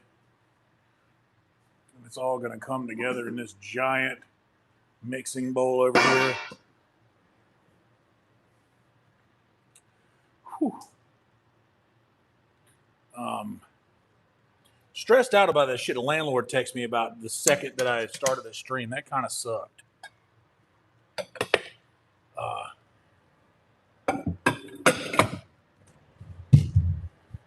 Because I literally just started the stream and I got that notification, and this is my phone that I'm streaming on, so I can't do anything until we're done here, and I'm committed. But anyway, back to the gravy instructions. So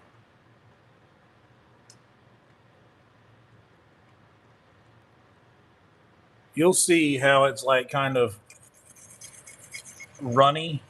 The liquid part, that's good. That's what you want. I want it to maintain this consistency throughout the bubbling process. You see, that's what like I was talking about earlier.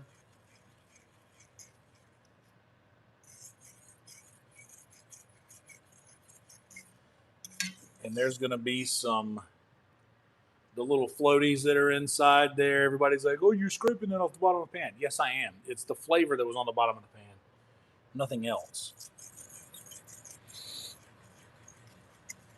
Now, if I wanted to, I'm making a chicken gravy out of the skillet I made the chicken in. I could also make a sausage and onion gravy out of this that's going on back here, which you guys can pull this in the frame. Man, look at that. Look at that, dude. All that flavor on the bottom of that pan right there, just coming off. Oh yeah, babe. Emeril Lagasse. Oh yeah, babe.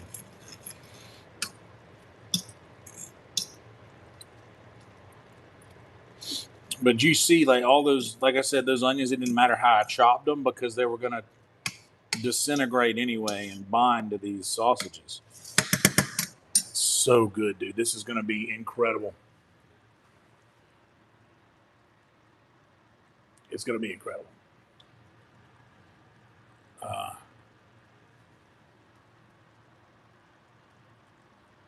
there we go.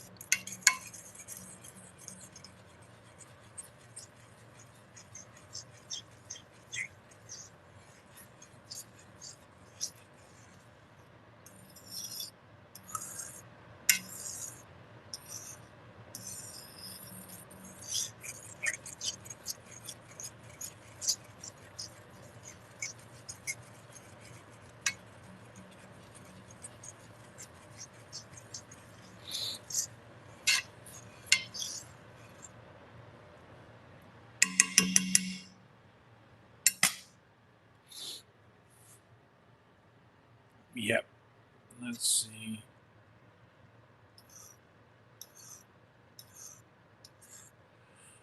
I can't decide if I want to add any more liquid to this at this point. It might help. It might help to add some more liquid to it. I don't want to.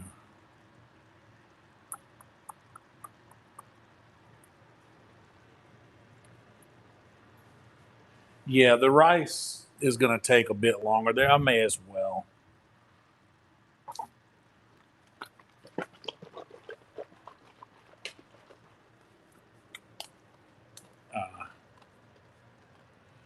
Give it a little bit more liquid.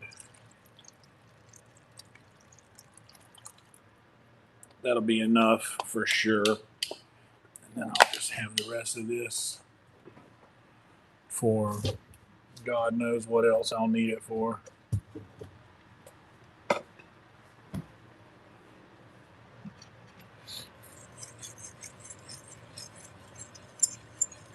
So this just increases the volume. So here's what I do is when I make my first bowl of this, I'll add gravy manually as I want, how much ever I want to put on there. After I'm done eating,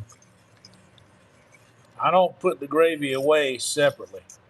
I dump whatever gravy I got in the whole dish, the whole container, and then it's all going to be stored together in this guy. And I'll be able to eat off of this and I eat a lot. This will feed me for 3.5, 4 days, for real. I could use the rest of the broth for a pot roast. There's a lot of stuff I could use it for, but it just depends on what I'm going to use it for. You know, what I decide to go with.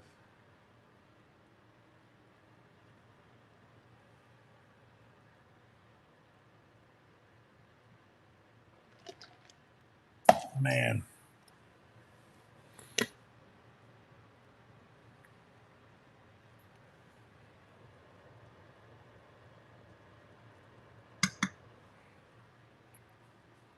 Just look at that.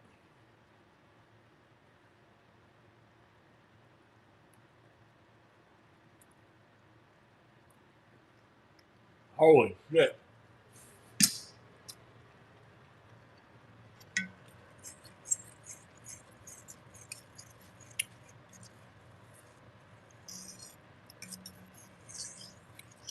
Dude, that's crazy. That's crazy.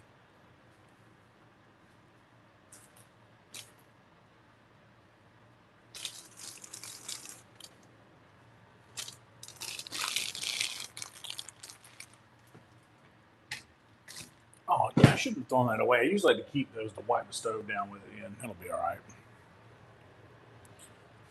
There will be so many more paper towels out there.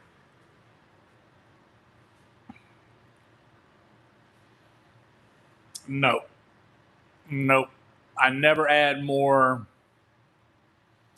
You never add more flour. You won't, because if you add flour at this point, you won't ever get rid of that flour taste in it. So at this point, to get rid of moisture, all you need is heat and time.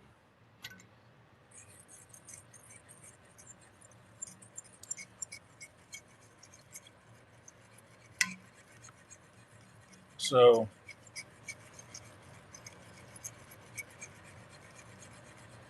and like my normal rule, for me, cooking on high is cooking on medium. My my 100% temperature is 50%. So if that doesn't make sense, what I mean is that if the stove goes to 10, I'm cooking on 5. That's the highest heat I will likely ever cook on. Especially because I'm using cast iron. But even if not, if I'm just using a regular skillet, non-stick for pancakes, stainless steel for whatever it is I'm cooking, 50% is enough. That's as hot as you really need to cook with. Because anything that you do that forces you to take more time with it. And I mean, I guess if you want to do something quick, you're pressed for time, sure. But if your goal is like mine, to cook the most delicious meal possible, it takes time to do.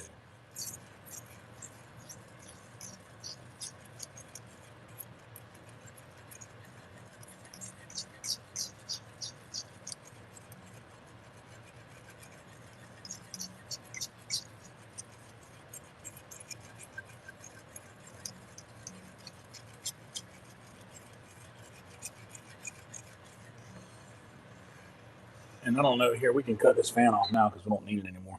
You guys can listen with the sizzle mic, you can hear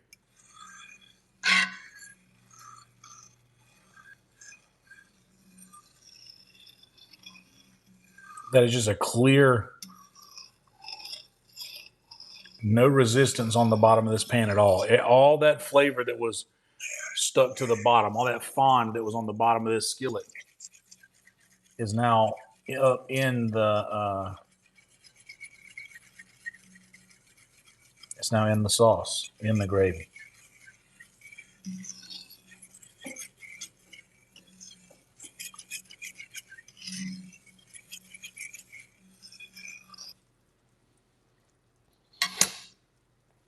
So at this point,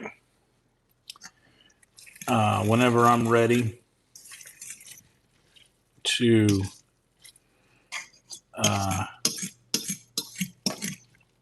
okay, so I'll tell you something that would make me want to turn this on high. Say I turn around right now and look at my rice and see that it has 10 minutes left, or because the rice cooker, the way it works, it just rotates until it says, okay, now you're 10 minutes out. Whenever it gets to a certain weight ratio in the pot. Then I might turn the heat up a little bit to more quickly cook some moisture out of this because I'm going to need this done quicker. But right now we're still rotating. We got time. There's no need to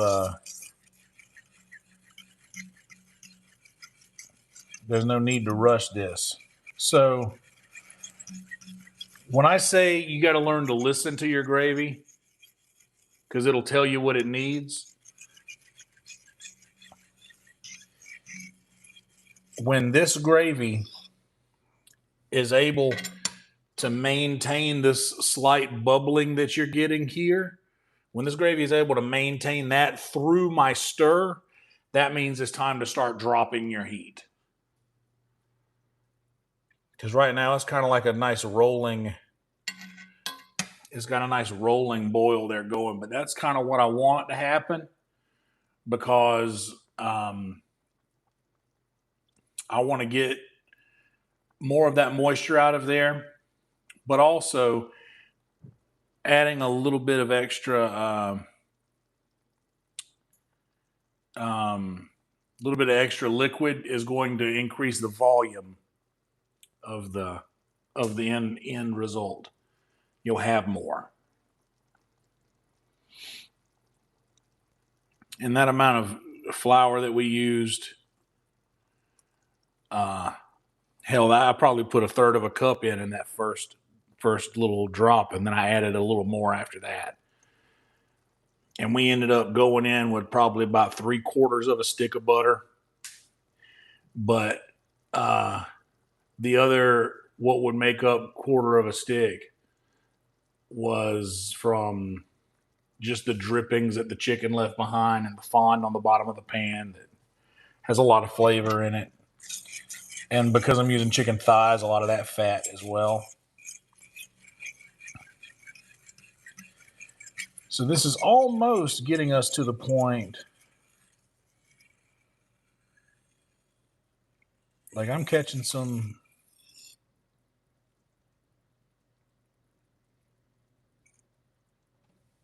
Oh, there's so much good chicken, like shredded chicken bits that were on the bottom of the pan that's now in this gravy. Dude, like, yes, every time I scoop up, something comes out.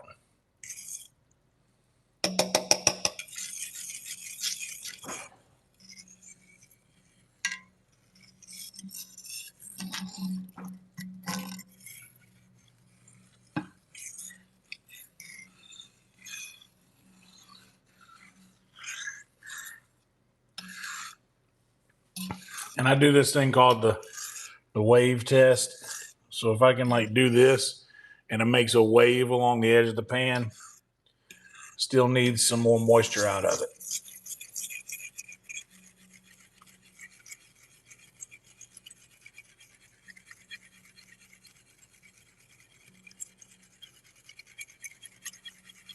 Some people like that would add something like cornstarch at this point.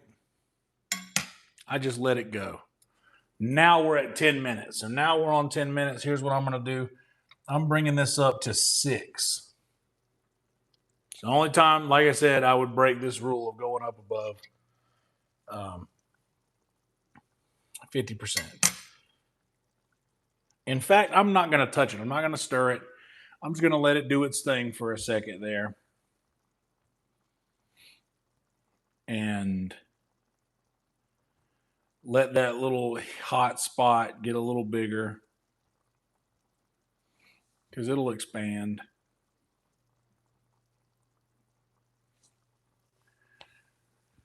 Let it do its thing. Oh, hell yeah, dude. Ain't nothing wrong with a cheesesteak pizza. Alfredo gravy. Yeah. Yeah, you don't see a lot of gravy in a pizza spot.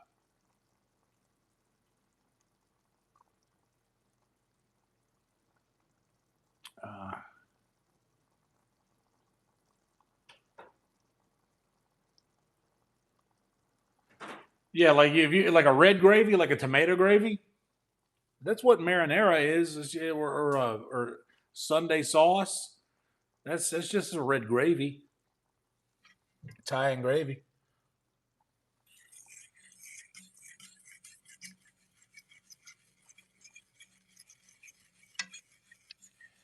Now, for the last 10 minutes of this rice that is cooking,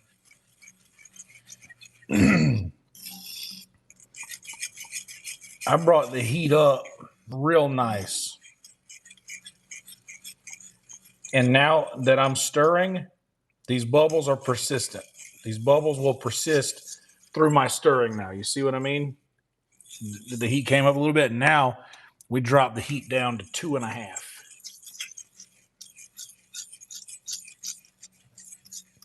because when the heat drops, the gravy will start to thicken. I told you guys it was 10:33. We would be stirring this gravy for another 15-20 minutes. Well, it's 10:58 now, so we've officially been stirring this gravy for about 30 minutes. Not consistently, but like intermittently stirring. A lot of people will say you got to just keep stirring consistently, never stopping, never letting up. I don't really. I have good results doing it this way.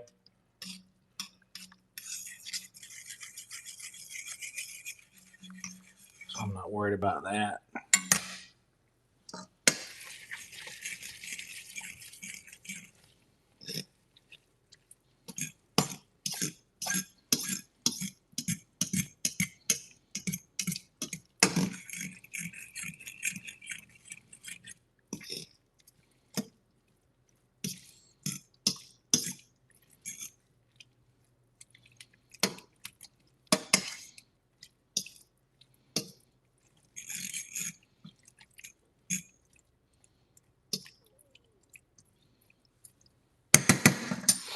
All right.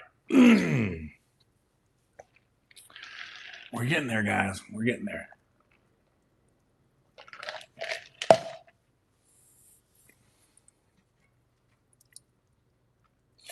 Now that little ring, the hot ring,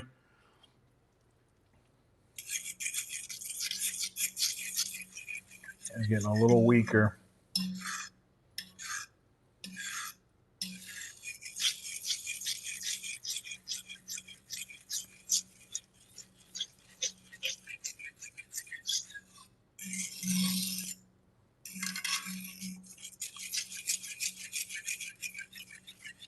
If I'm being honest, what do we got? 6 minutes left.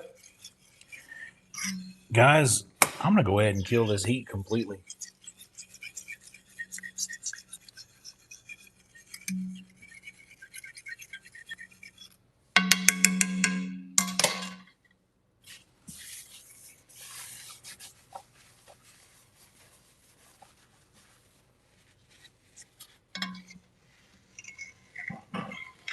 Pull the gravy off the heat.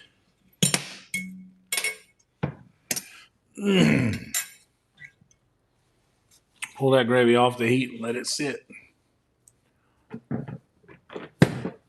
Sauce will thicken as stands. Wonderful wisdom you can learn from Hamburger Helper.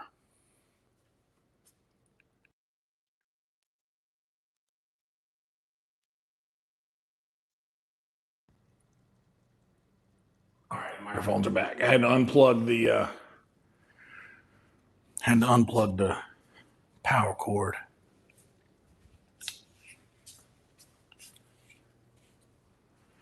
So now the heat's off of everything except for the sausage. We turn the sausages off. They're fine. They don't need any more heat. Oh, by the way, here.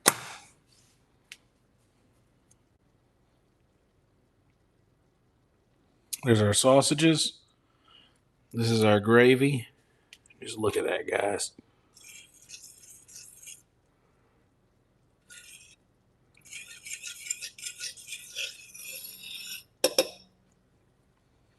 You know what? Changed my mind. I'm going back on with a good bit of heat, actually. And there's our chicken.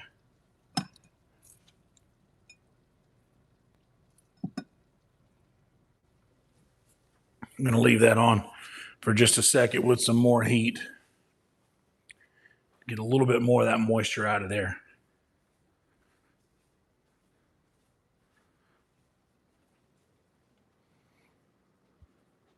Oh, snap. We're at 2818 subscribers. Thanks for the new subs, guys.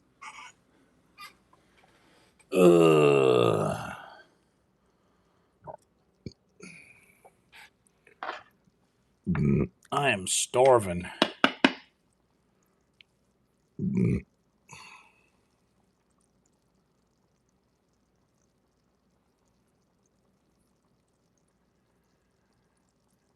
The trick with any roux, I was talking to CJ Landry about this the other day. He made a good gumbo. You got to brown your flour. You have to brown your flour. The same thing with any gravy. You got to brown it. Some people will take their flour that they're going to use, they'll measure it out, they'll sprinkle it out on like a parchment paper, baking sheet, and bake it, brown it in the oven. Some people do that.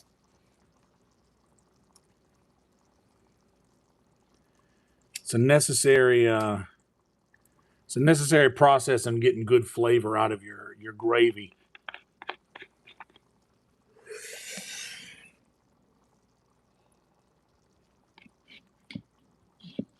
Mm-hmm. Mm-hmm.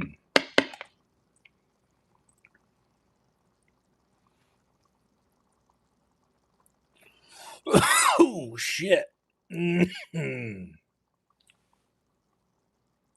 Let me go ahead and a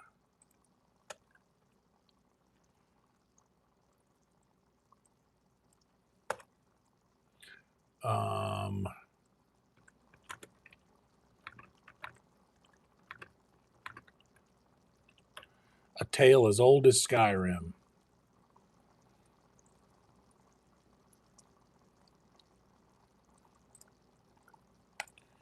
Change 594. Next. Yep, that's good. Next. That seems good. Yep, next. Let's go March 7th. It's 11 o'clock. I think we can make it work by midnight. May 7th at midnight. Done. And now that has started. Our rice is probably going to beep any second now.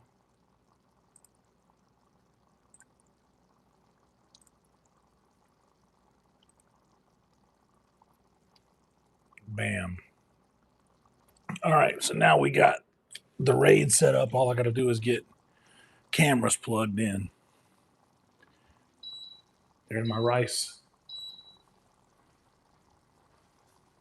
There's my rice, and I guarantee you that gravy is bubbling.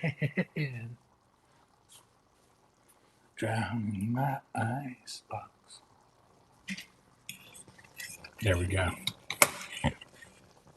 Now they're off the heat. That was perfect. That's all we needed. Just that little bit of time there on a higher heat. And man, the difference in the consistency is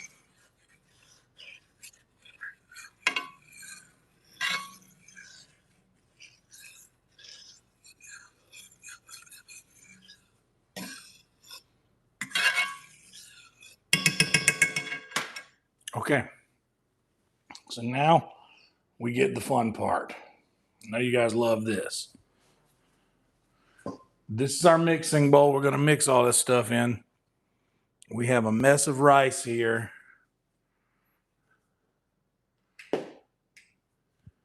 And I need this guy.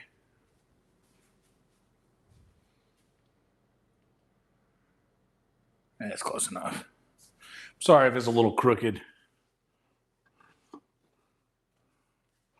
All right.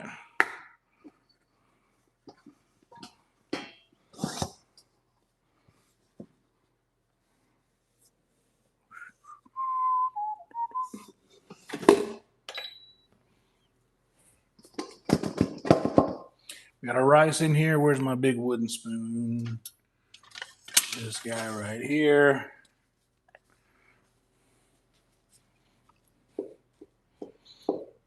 First things first, break up the rice, butter the rice.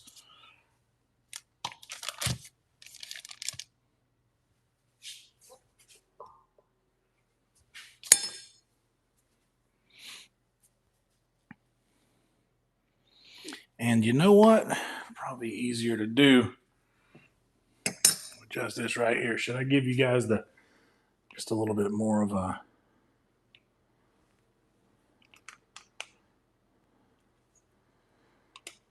I'll back it out just a little bit. That way you can still see. All right. First thing that's going in here, all this juice. Look at this juice coming in from this sausage. Melting that butter with the sausages and the onions. Oh my God, guys. God, I wish you could smell this.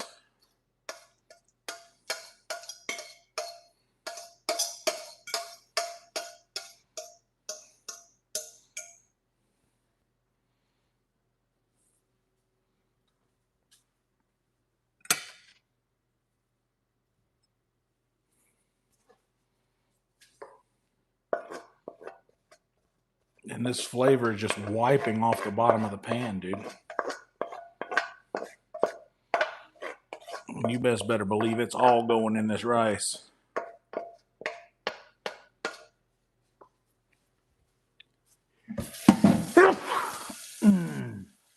Got it. But damn, that thing hurts every time I sneeze. Pulled something in my right side of my chest. When I sneeze, it just takes my breath away, man.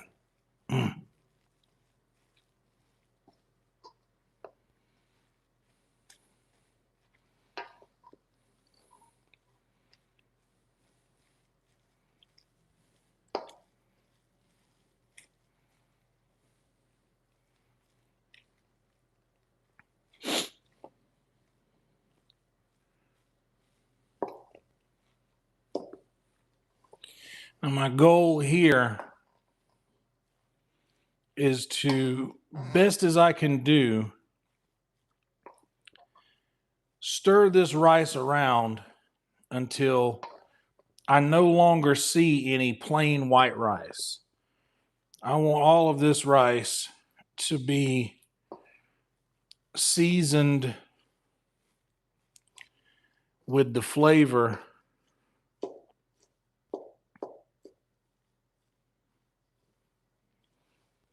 of these sausages and onions. God, this thing hurts.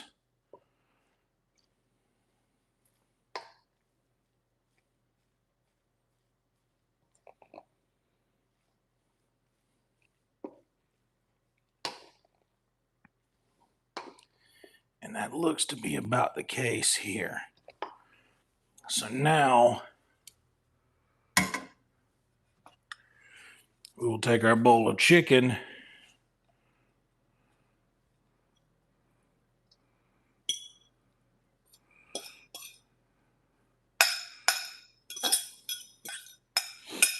and all of its flavoring.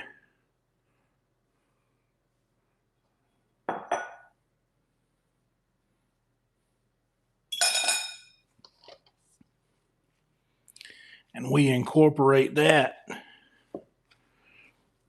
as well with all this rice.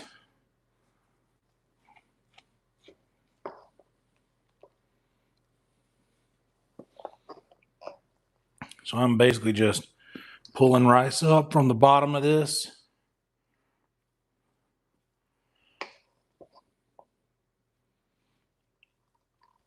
And getting this all mixed in together good.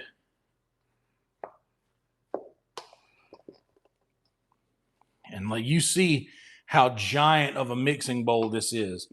This is a lot of food.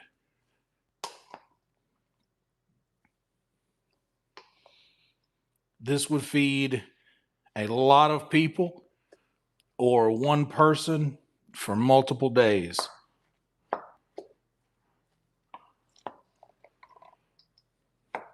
This is the kind of thing that, and I eat a lot. If you're not, I'm just going to go out on a limb and think that not a lot of people out there, I'm not saying no one does, but not a lot of people eat the amount of food that I eat in a sitting or throughout the course of a day. So I would say that a normal person could freeze batches of this and thaw them out as needed.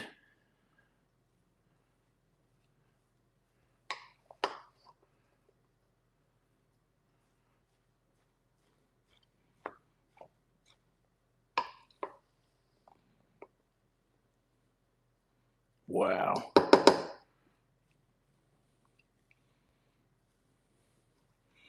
So here's where we're at now. I'm going to take this bowl I just pulled all this chicken out of. I'm going to make me a bowl of BOG.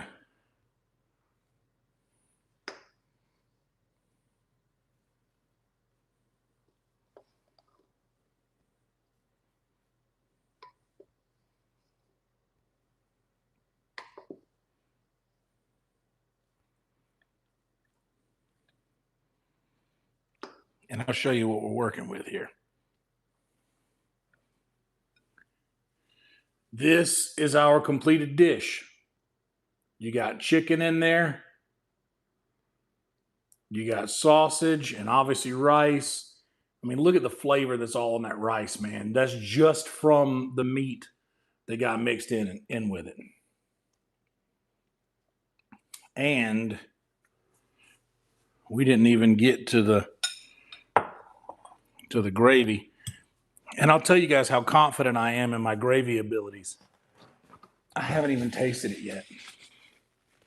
I don't need to. I know it's going to be good. But look at this.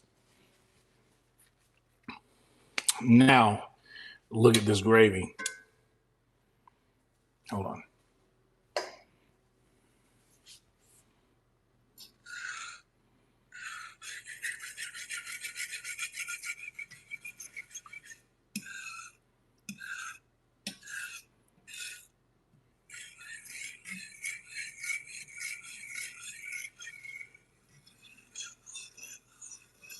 And it's still hot.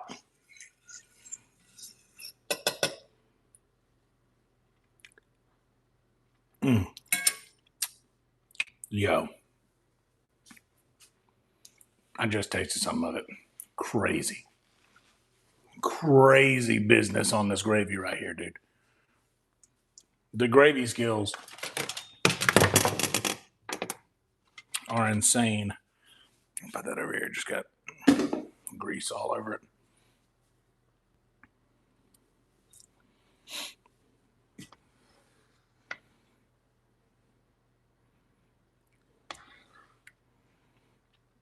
And I'm going to hit this with a good bit of gravy.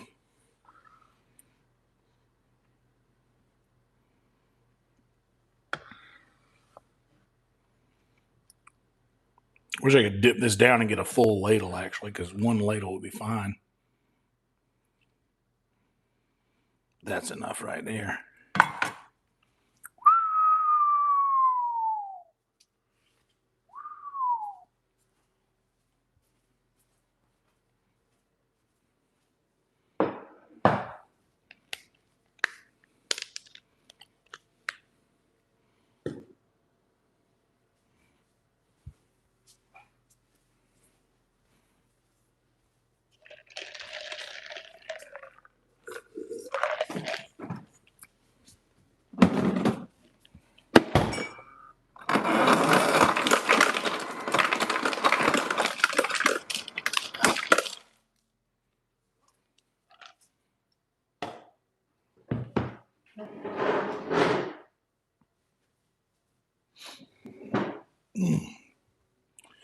And this is our final product. Chicken and rice, aka chicken BOG, chicken sausage and rice, and gravy. Gravy made from the drippings of the chicken. We could have made a gravy from the onions and sausage, but I like to go the chicken route.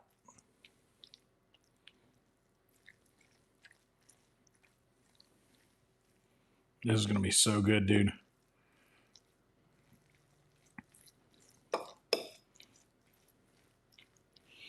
And y'all don't know me if you never watched a cooking video.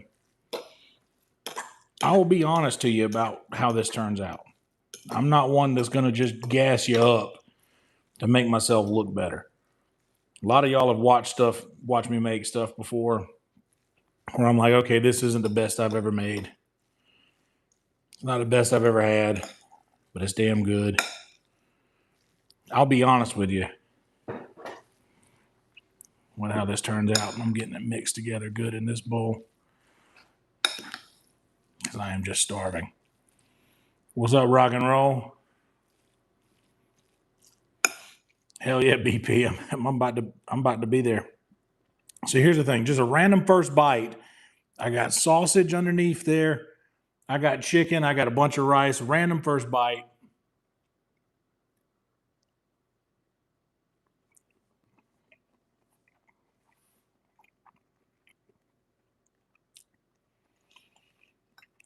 Oh my Lord.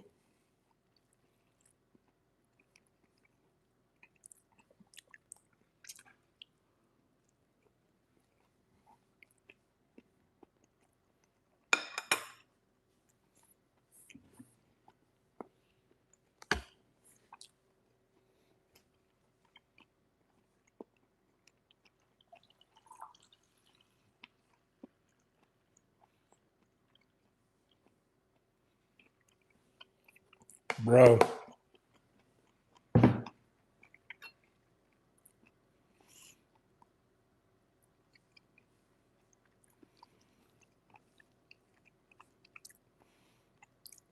I like the crispy texture of the chicken that got crispy in the skillet before it went into the rice.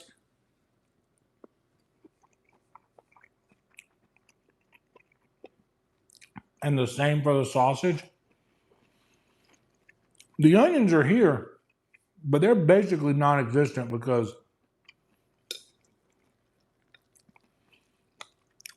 of the they just cook down so far. And look at that. So much sausage, so much chicken, so much steam, so much flavor.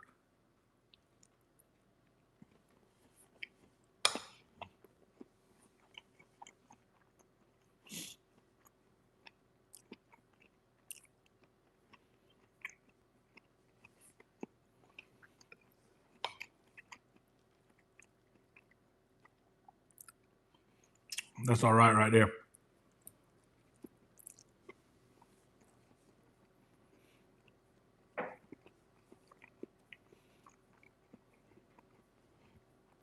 Not a single truffle. Nowhere near this.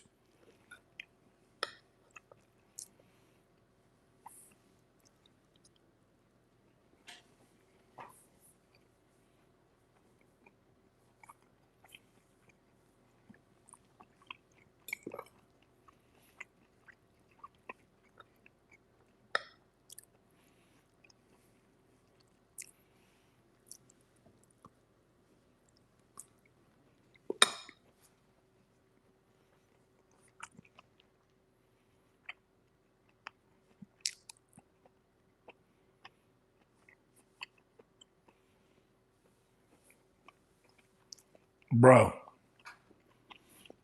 Hell yeah, Ginger. Nobody needs that. What I'm gonna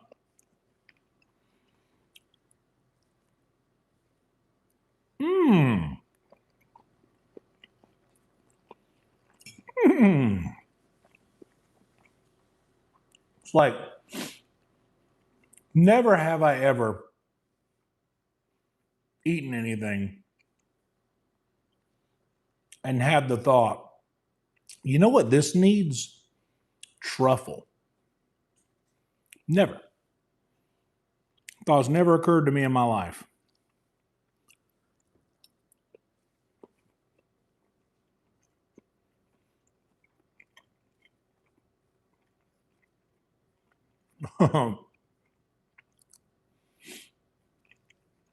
Yeah, pardon me. Excuse me, sir. Haven't had any grape popcorn. You know what this grape popcorn needs? Truffle. No.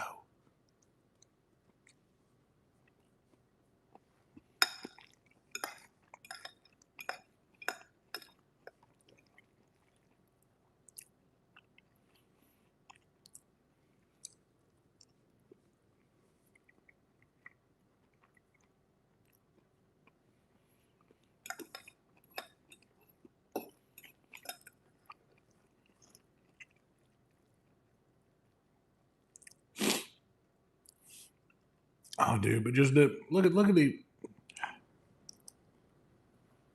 like every bite.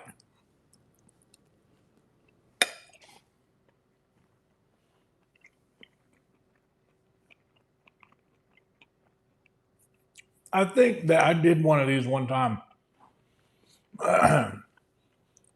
where I literally heated up some of the leftovers and pretty much showed, hey, this is the last bite of this entire dish. This is the very last bite.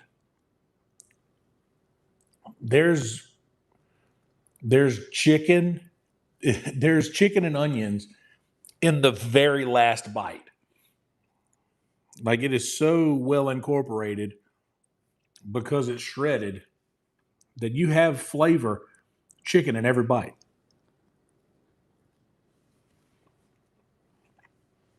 All the way to the end. So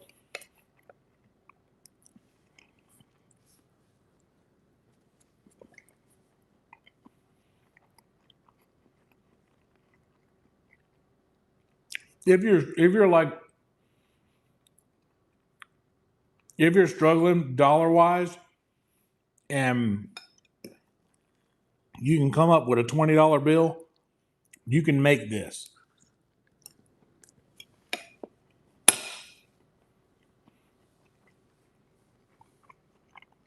The chicken was like $9.50. A pack of boneless, skinless chicken thighs, small pack.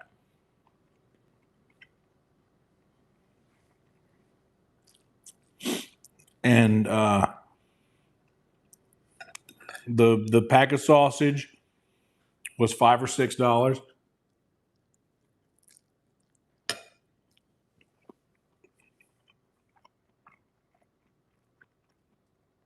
Just regular smoked sausage, made with chicken and pork. You could also get the beef kind if you want to spend a little extra, and you have it. But yeah, between the chicken and the sausage, and you get a bag of rice.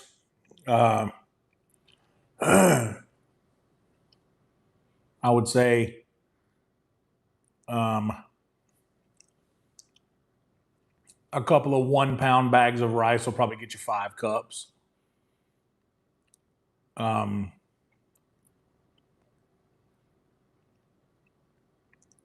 Yeah, if you use the yellow tag at HEB, use whatever like coupon or whatever you can.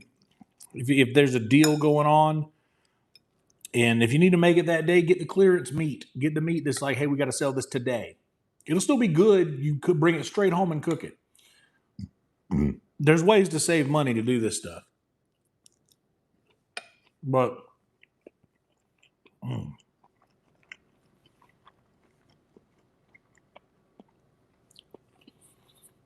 I just had 2 pieces of sausage that weren't cut all the way, and they were kind of stuck together still.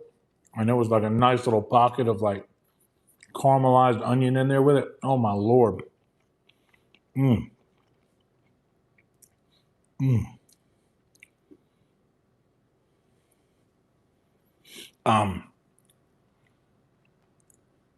So doing the math, you got $10 on the chicken. I'd say $5 or $6, $16 after your sausage. You can get 2 bags of rice for probably $2. Probably get a bag of rice for $1. I'm sure less than $1. Or a 3-pound bag of rice for cheaper than what 2 might be, depending on where you go or what kind of rice you get. Generic rice is fine. I use my Haltma rice. That's what my grandma used, but that's even a 5-pound bag of that's only $5. It's $1, literally $1 a pound. So, and then you'll get yourself 2 big onions Or honestly, you could probably get a pack of yellow onions for $3. At least out here in Texas where I'm at. So yeah. So you're at $16 with your proteins. Your rice gets you up to 18, and your onions, you can get 2 big onions or 3 regular onions for less than $2. So that's less than $20.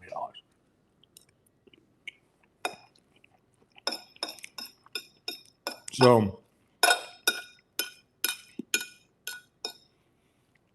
if you want to make the gravy, you got to get your chicken broth and you probably have flour at home. I'm not including all of your seasoning items either.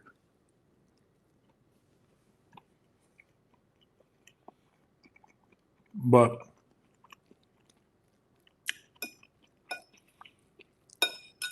the point is, if you use that method that I showed you, and you can also cook your rice on the stovetop. I'm bad at that.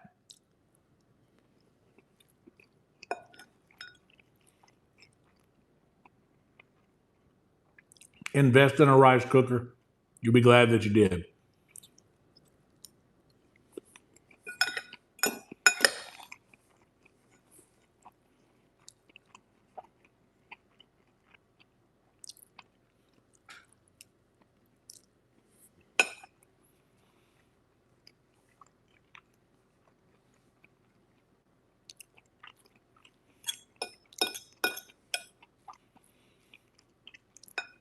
This stuff is crazy good.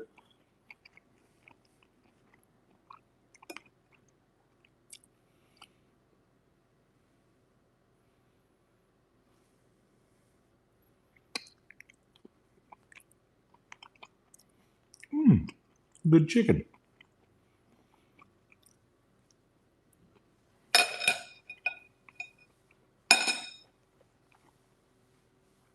So what I need to do,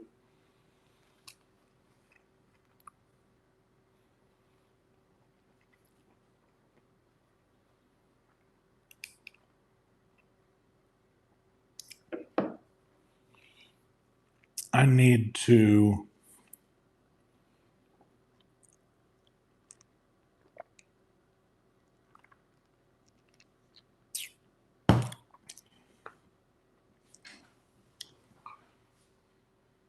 it's 11:30.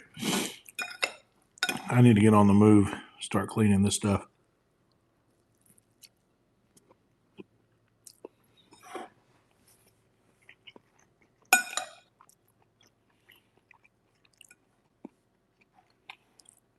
Or at least get it put away.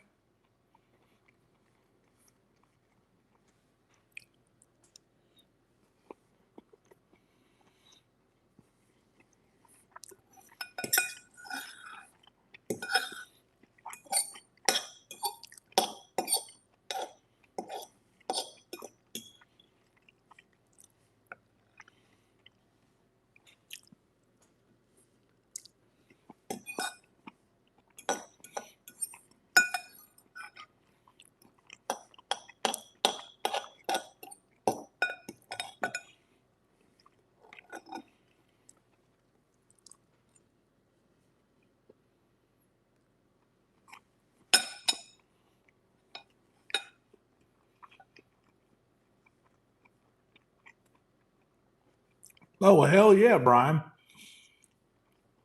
Nothing like a good HEB discount. Man, HEB rules, dude. It's such a perfect grocery store.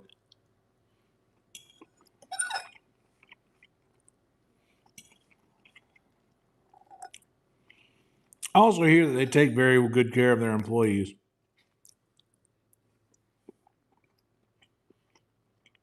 My friend Jamisha used to work there.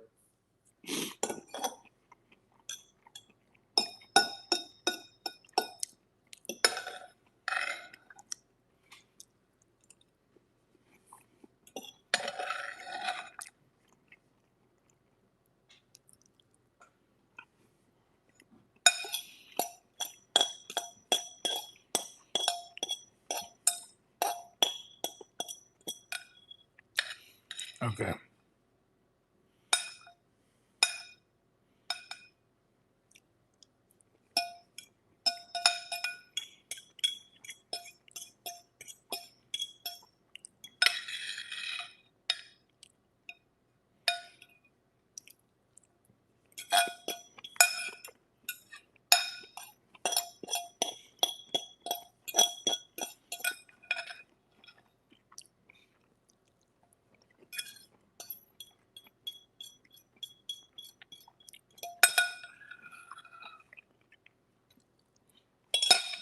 All right.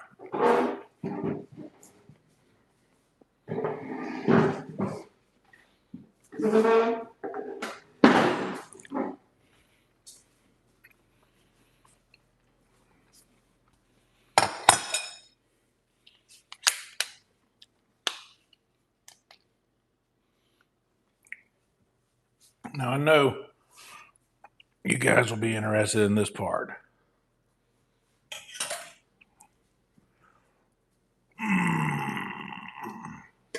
Right in here. It's right underneath here. Right there in my side. Or the front side. It's bad.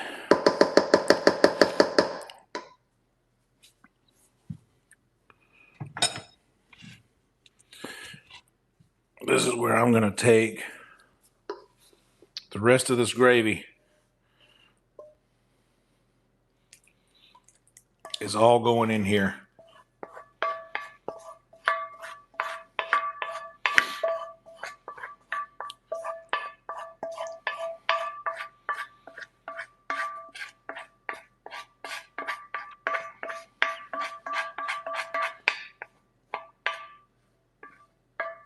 The first one I had was just a manual version of that.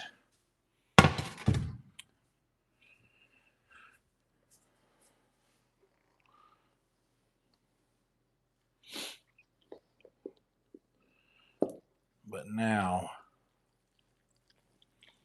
we get to incorporate that gravy into the whole guy here.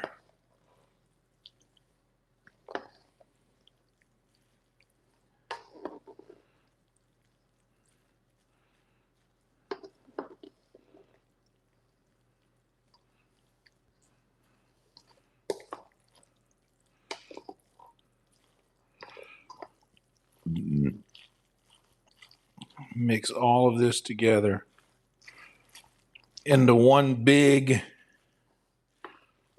what would you call this? Like it's not exactly like a porridge, but it's kind of like that. Just like a big combination dish with a bunch of foods mixed together to make a very delicious and flavorful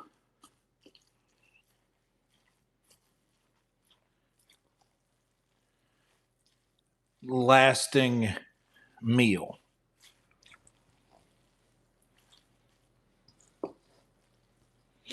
It'll do a good job and it lasts a while.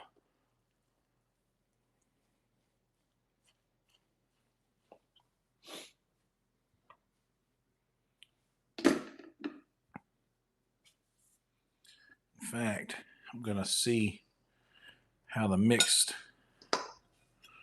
with all of it together tastes.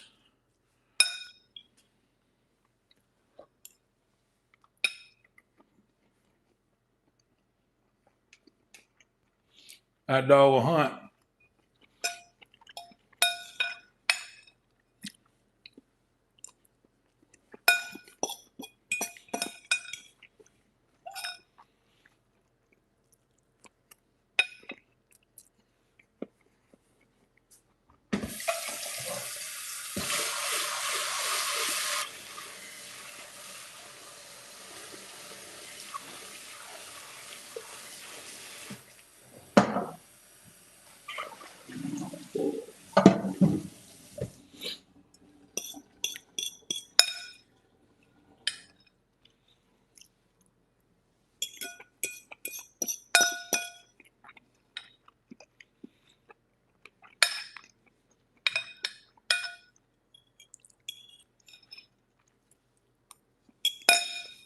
Yeah, bro, this is good.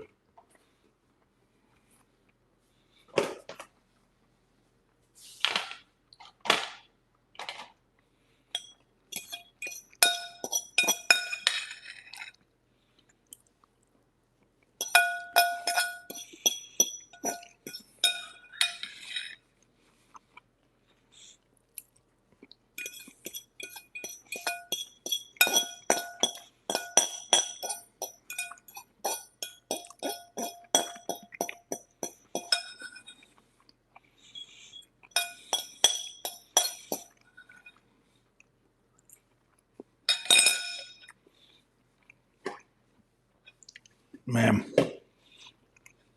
I need to. That'll be all right. Whew. Okay.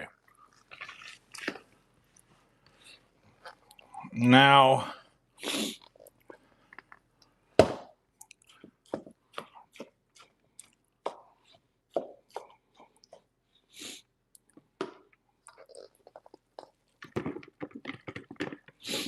this is the part you got to be careful about. You can make a big mess. But we don't want to make a mess, so what do? We say no mess. That way we won't make a mess. You put it out there in the universe, you won't make one. So I'm just slowly, till I can get it to that point to where the weight works enough to where I can just hold it with one hand like that. And then coax it out of here.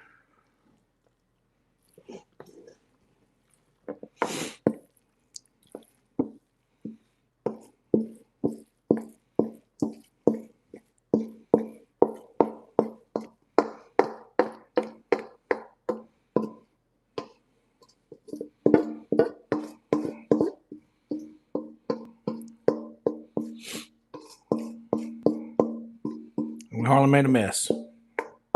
Hardly. Okay.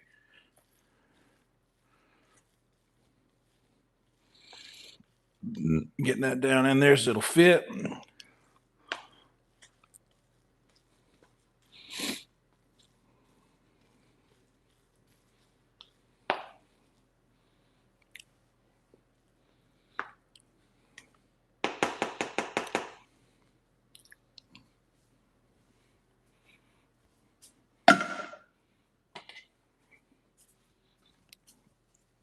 And now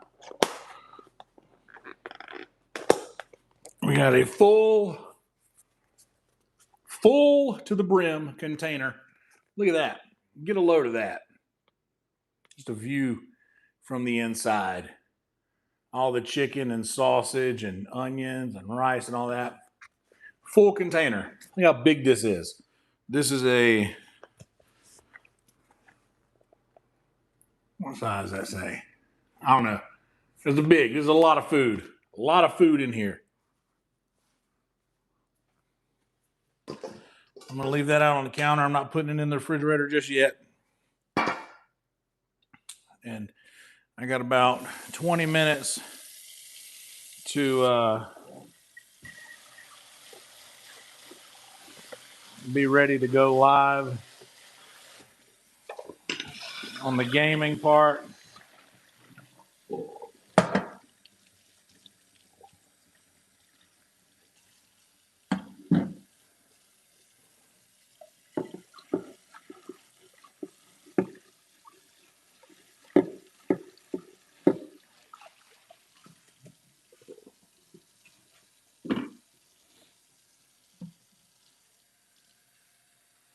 Most of this stuff, throw it in the dishwasher, but my stainless steel and my cast iron, I like to wash that by hand at least. In cast iron, you don't have to wash that. You just kind of rinse it out, scrape off the nonsense off the bottom of the pan, rinse it out good.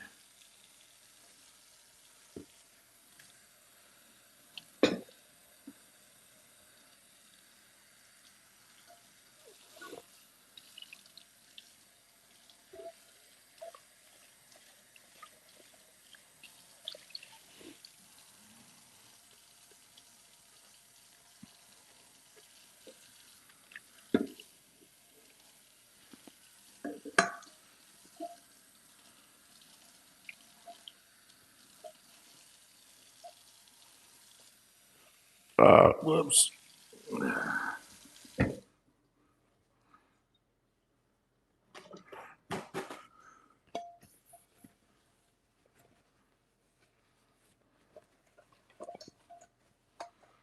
Get that in there. Want to go? No, be over there though. Most of this other shit's gonna go in the dishwasher, so let me just.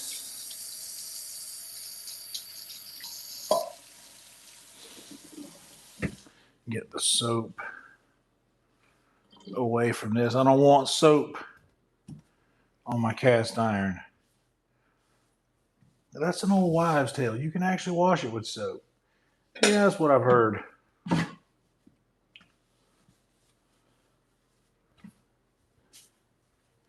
Yeah, I've heard people say that.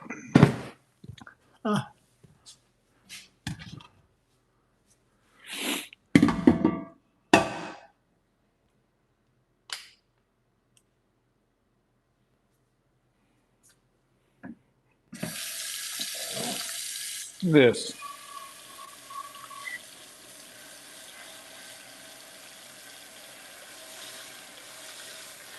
A little bit of hot water. Don't be afraid to use your fingers.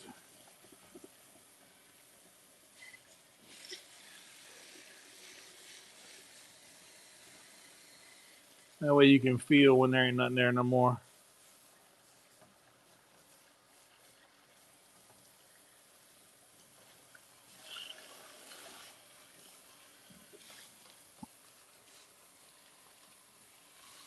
Look at it, just use your hand to wipe that down.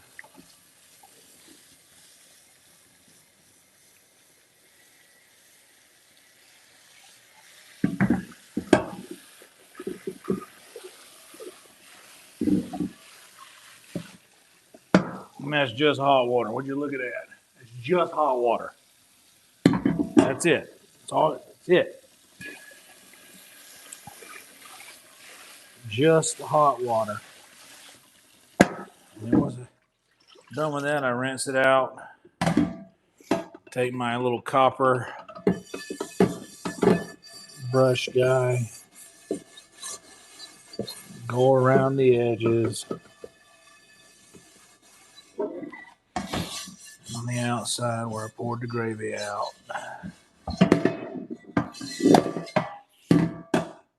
And then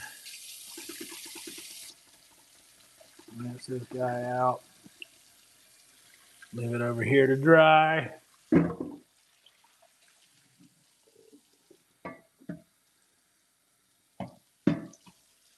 And I mean, y'all, it is that simple.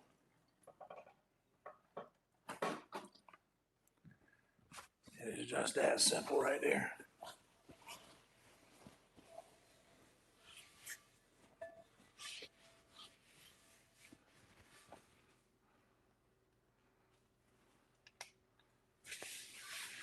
Now we got 13 minutes. We're about 12 minutes away from the other thing. Let me sit that right here for a minute. That easy. And then for our stove, we got a bit of a grease mess here. That's all right. Basically what we're doing right now, getting all of the substance that's on this thing wiped up with the little paper towels that we had left sitting around. Here's another one. I'll give it another wipe down. Because I also want to get most of that grease up too.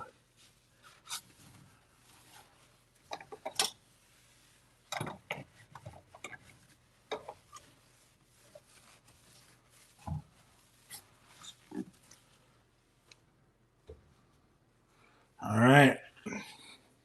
Give this some power. I'm sure I don't need it, but I'm going to plug it in anyhow. Then, this is a dish. You have cooked with it. Treat it like a dish. Wash it. And for this, you can't necessarily run it under the sink. So what I just do is cover this thing in a nice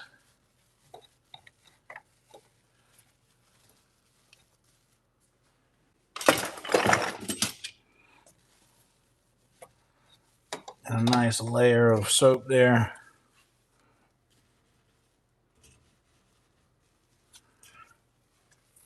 Just like that.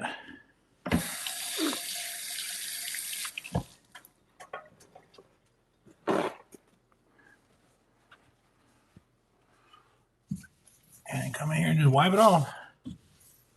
Just like that.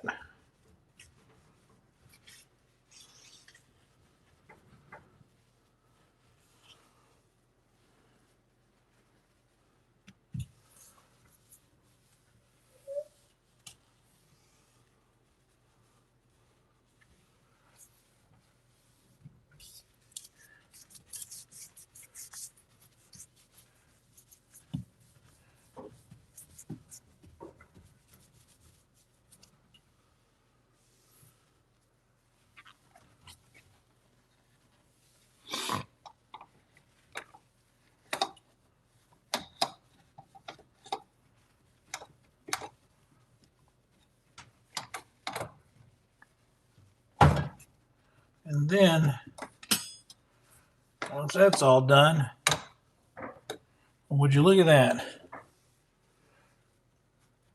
You got a nice, presentable stovetop. Clean and ready to cook the next meal.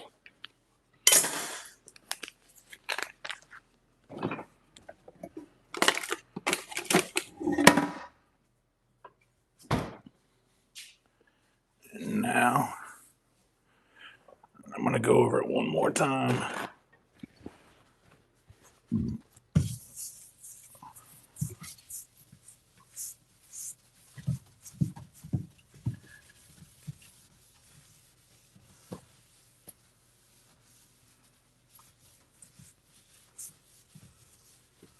And I'm going to turn this on until I hear it click. There it went. Now, cast iron care tip number 1000. After you rinse it out, get all of the stuff out of it that you don't want. Use your hands. You can feel that it is perfectly fine. There's nothing on the bottom. It's smooth. Then sit it back on the stove on low heat, very, very low heat, but just heat. And I leave it there for sometimes an hour and just let any moisture that could still be trapped inside of this cast iron or anywhere near it before I seal it is gone. Get rid of all the moisture. Okay, now, perfect. So that clear? It just does.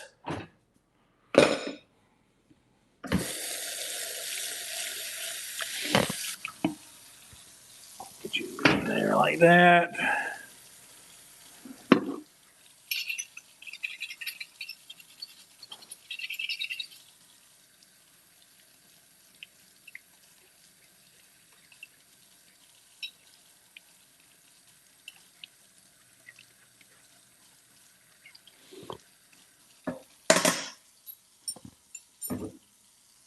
And fork's a good rinse. Get this bowl.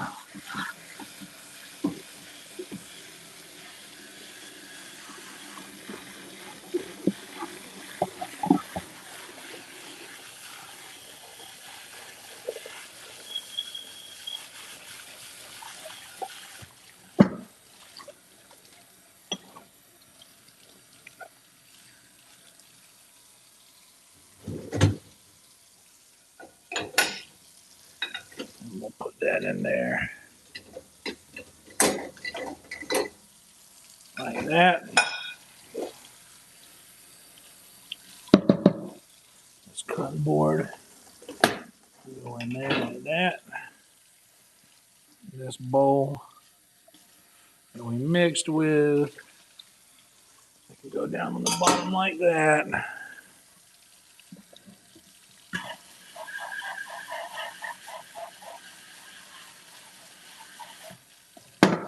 Tongs down below.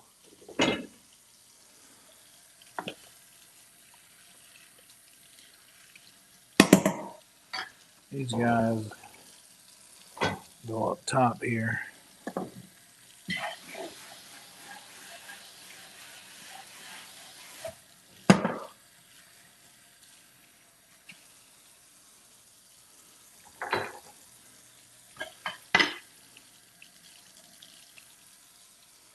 Butter knife, wooden spoon, no dishwasher for you.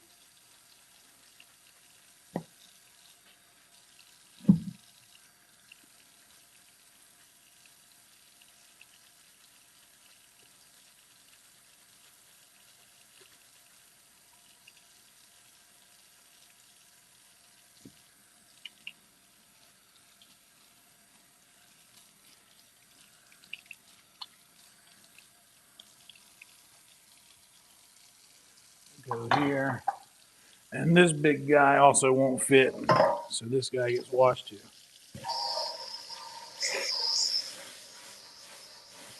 We got some time. Probably should have made it 12:15. That's all right.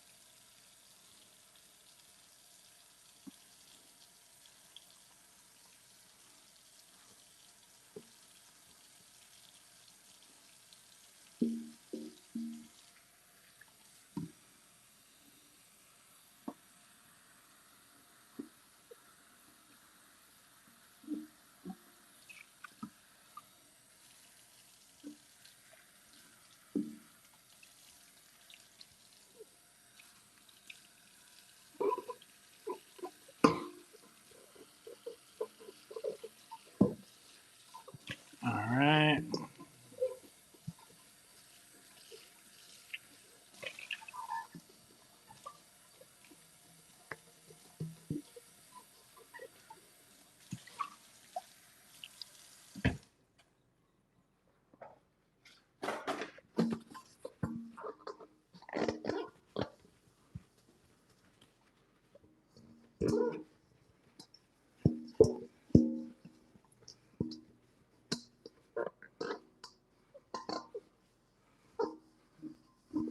And that will dry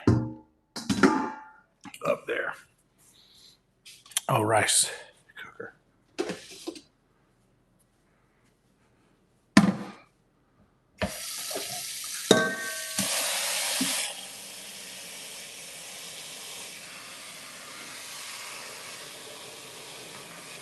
Shit, there's a lot of rice stuck to the bottom of this. You know what I'm going to do? I'm going to do the old, we're going to let this soak for a while method.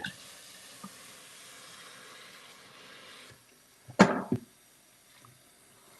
there's a lot of rice stuck to the bottom of this.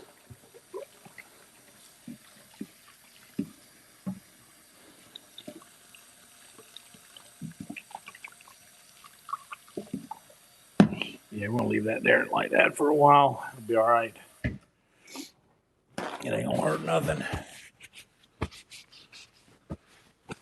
And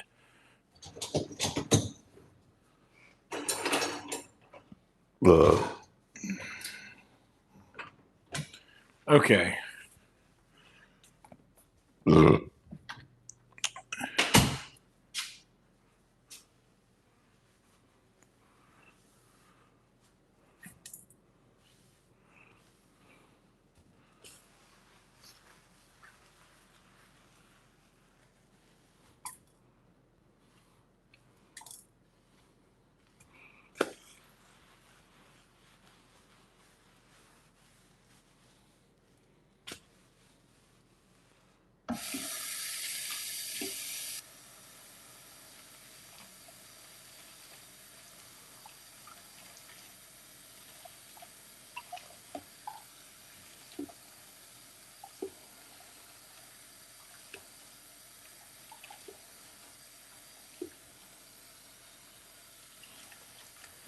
Okay.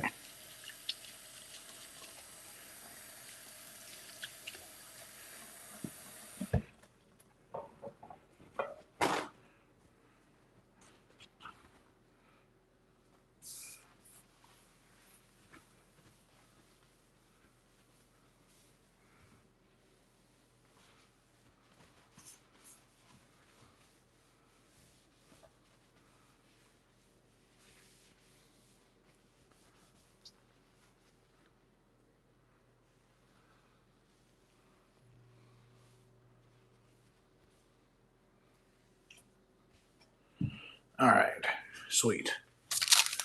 Now our kitchen that was kind of a mess is not as much of a mess as it would have been if we didn't do any of that stuff. Now let me see how the bottom of this feels.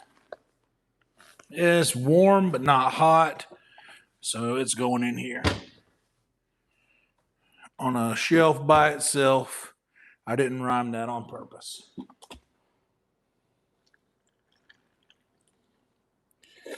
Okay, tea pitcher. We'll handle that later too. All right, guys, let's let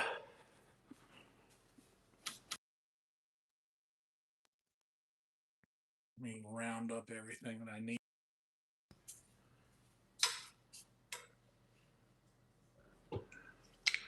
That can go in the pocket. Oh shit. Keep forgetting I got this thing going on over here. All right.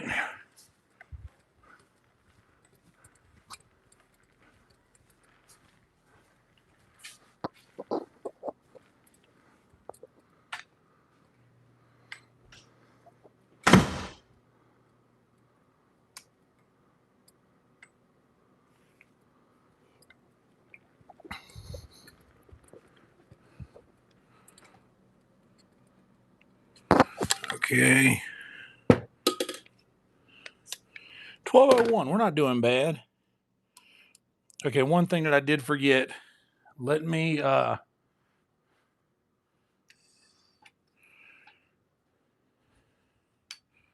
got to run back in the kitchen and grab the sizzle mic.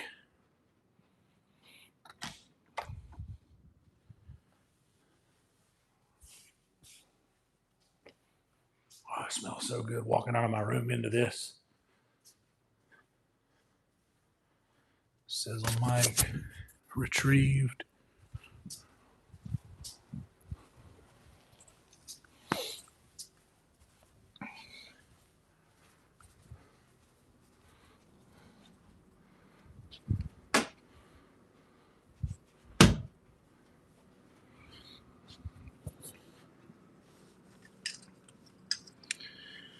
All right.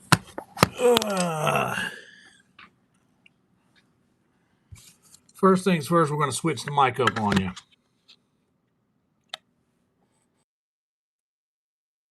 All right, now we're just on regular phone audio. Shout out to Satchel for these microphones. I use these so much, Satchel. I use these things so often. This was a clutch kindness you dropped on us here.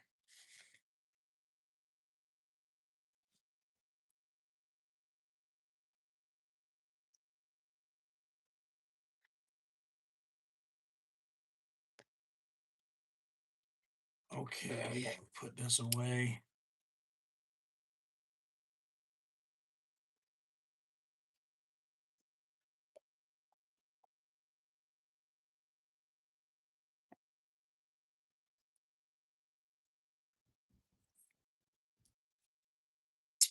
All right, bring this fan up a little bit. Ooh. The old hot kitchen. This thing right here, like, dude, right in one of my ribs. It feels like I hurt one of my ribs. I love ribs.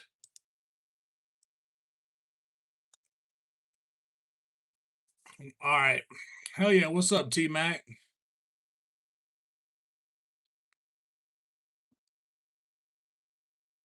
Thank you so much, Ginge. It is the Hollyland Lark M2 is what that one's called.